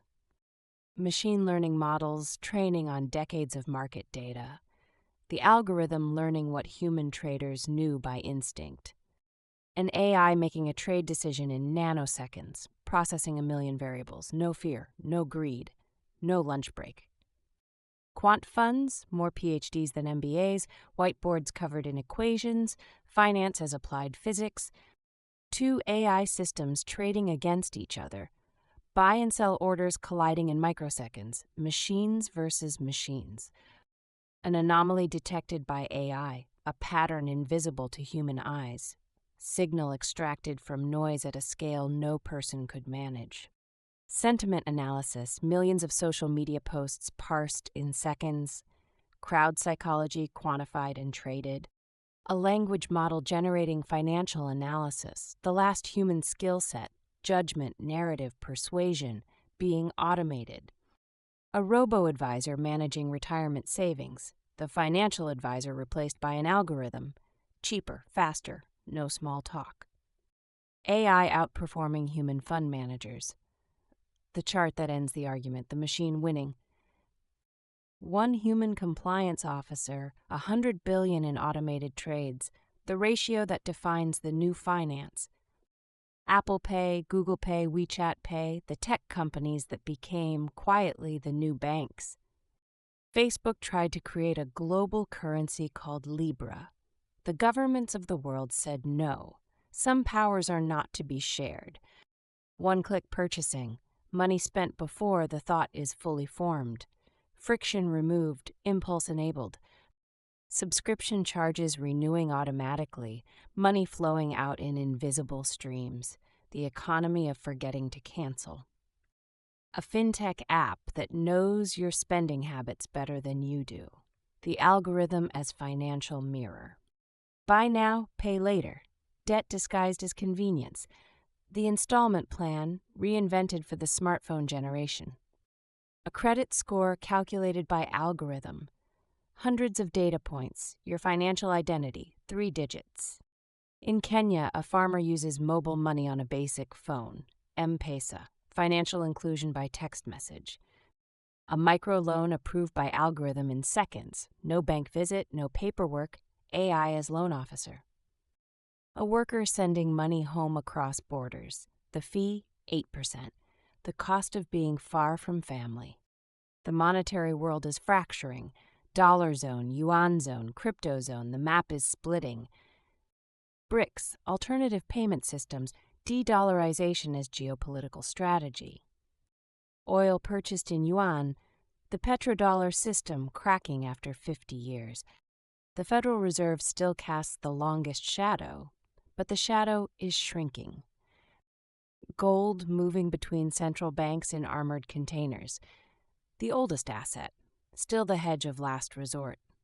U.S. dollar stablecoins circulating in Africa. Dollar hegemony by proxy. Financial influence without the flag. El Salvador made Bitcoin legal tender, a nation-state experiment in cryptocurrency. The world watched and argued. In Nigeria, young people used crypto to bypass capital controls. Freedom or evasion? Depends who's asking.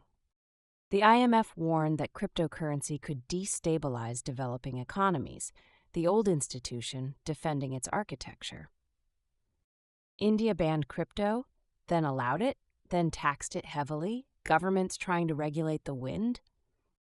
A mining farm powered by a dam, hydroelectric Bitcoin.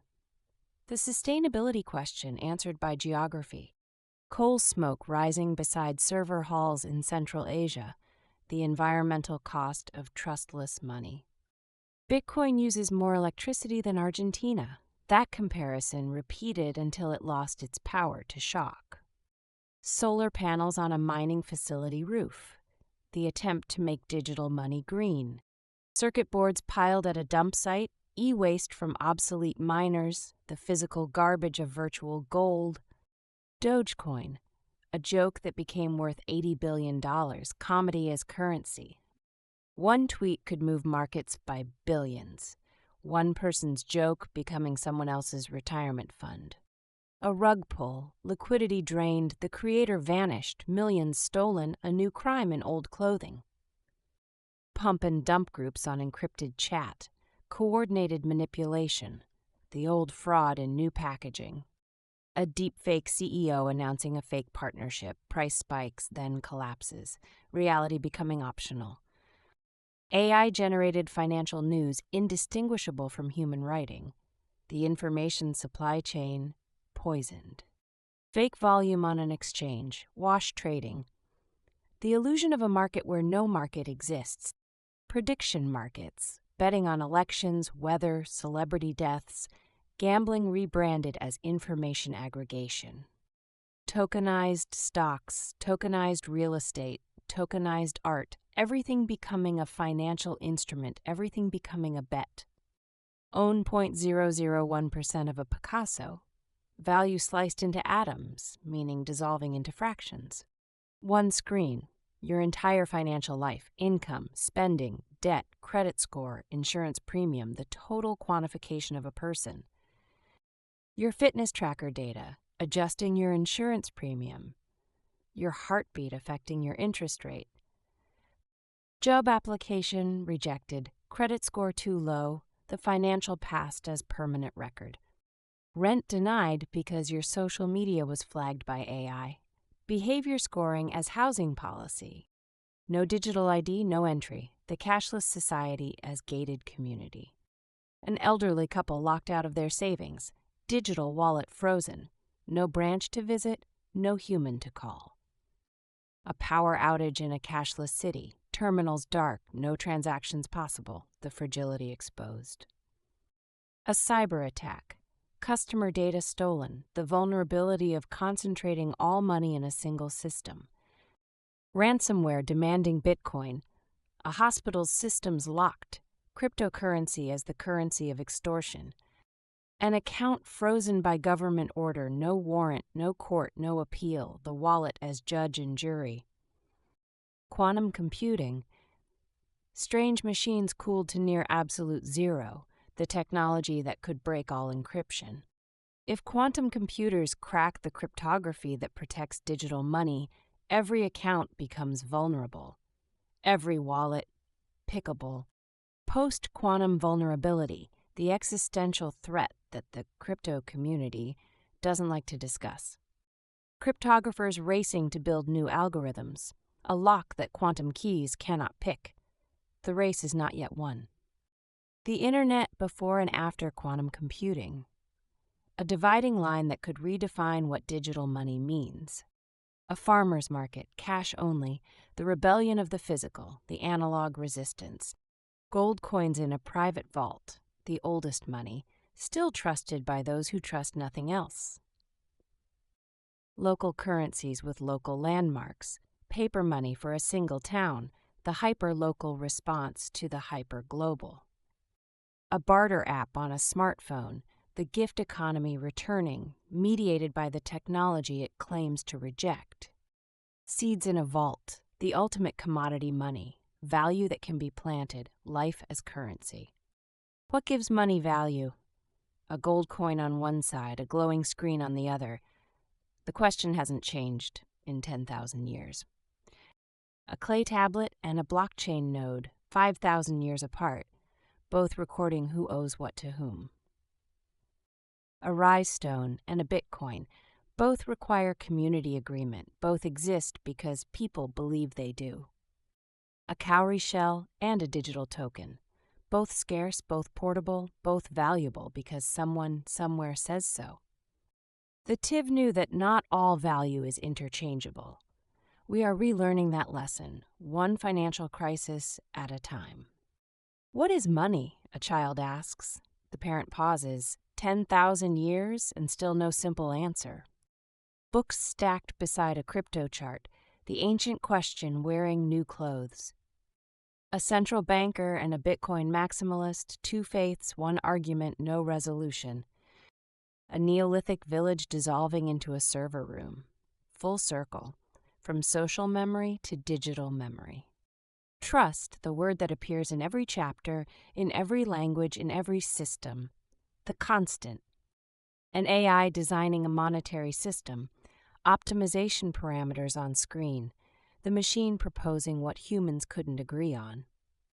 A brain-computer interface. Money transmitted by thought. The ultimate frictionless transaction. The ultimate loss of friction. A Mars colony with its own currency, money beyond Earth, the frontier still pushing outward. Universal basic income, automated payments to every citizen. The social contract, rewritten in code. Post-scarcity, abundance making money obsolete, the utopian endpoint that recedes as you approach it. A digital twin of the entire economy, every transaction simulated, the dream of total knowledge, the nightmare of total control. Decentralized autonomous organizations running cities, code as law, the corporation becoming literal. Energy as the base currency, kilowatt hours replacing dollars, physics as the final backing. A handshake, no technology visible, the oldest transaction, still the most meaningful. An open hand offering, the gesture that preceded every economy ever built. Every currency in history cascading down the screen, dissolving into static. 10,000 years of money as data stream. The Lydian lion coin pixelating, breaking apart, the first coin becoming fragments of light. No signal, static, the moment between systems, the breath between eras. A cursor, blinking, the future of money waiting for someone to type the next command. From noise, a point of light, the signal emerging. We began here around 8000 BCE, a Neolithic village, no money, only memory, only trust. Then, around 3500 BCE, the Sumerians pressed reed into clay and invented writing to record debt. The Tiv of pre-colonial West Africa understood that some things cannot be bought with other things, spheres of value, moral categories. On Yap, centuries before European contact, stones too heavy to move changed owners through story alone. Cowrie shells crossed borders for millennia, the first money that needed no king's stamp. In Lydia, around 630 BCE, someone stamped metal with a lion, the first coin, the invention that funded empires, wars, and art. Athens, in the 5th century BCE, mined silver and built democracy above the mines, where slaves died in darkness.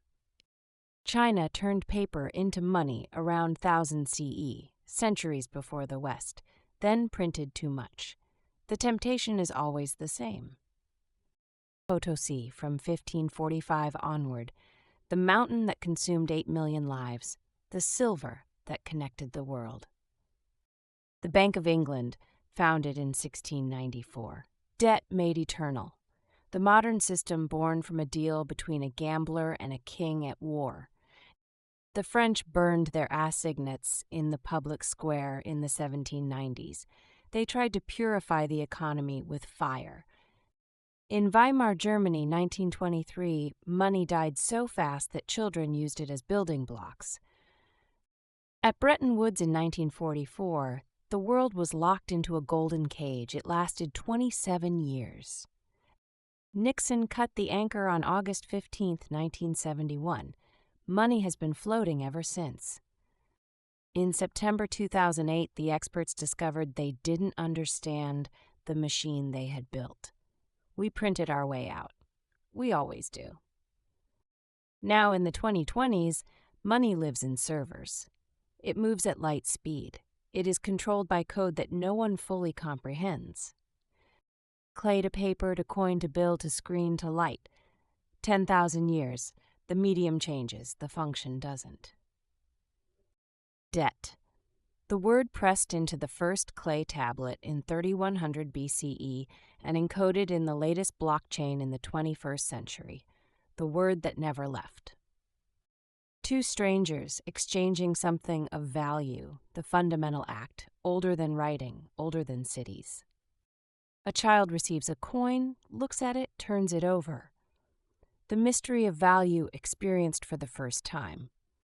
One hand holds gold, the other holds a phone showing Bitcoin, one lifetime spanning both ideas of money.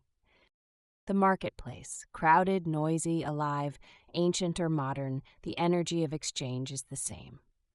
A vault door closes on gold, a server room door closes on blinking LEDs. Two ways of securing the same faith. Hands building a wall, hands writing code, construction across millennia, the urge to build something that lasts. A flame in darkness, oil lamp, candle, LED, screen glow, the light that illuminates the ledger, changing form, never dying. Who do you trust? The question carved on the first temple, the question flashing on the latest screen. Temple, bank, exchange, server room, the architecture of value across 4,000 years. A human eye reflecting a screen of numbers, the person inside the system, still there, still deciding. Money is a bridge between what you have and what you want, between today and tomorrow, between strangers. Time falls through the hourglass, gold dust, sand, data. The medium changes. The falling doesn't stop. A family sharing a meal, the original economy, still the foundation, after everything. A handshake, the oldest contract, no code required, no institution necessary, just two people agreeing. A blank ledger, pages empty, the future not yet written, the entries not yet made. A sunrise over a harbor, ships waiting, the new day beginning as it has for 10,000 years. A coin spinning in the air, heads or tails, the gamble at the heart of everything we've built.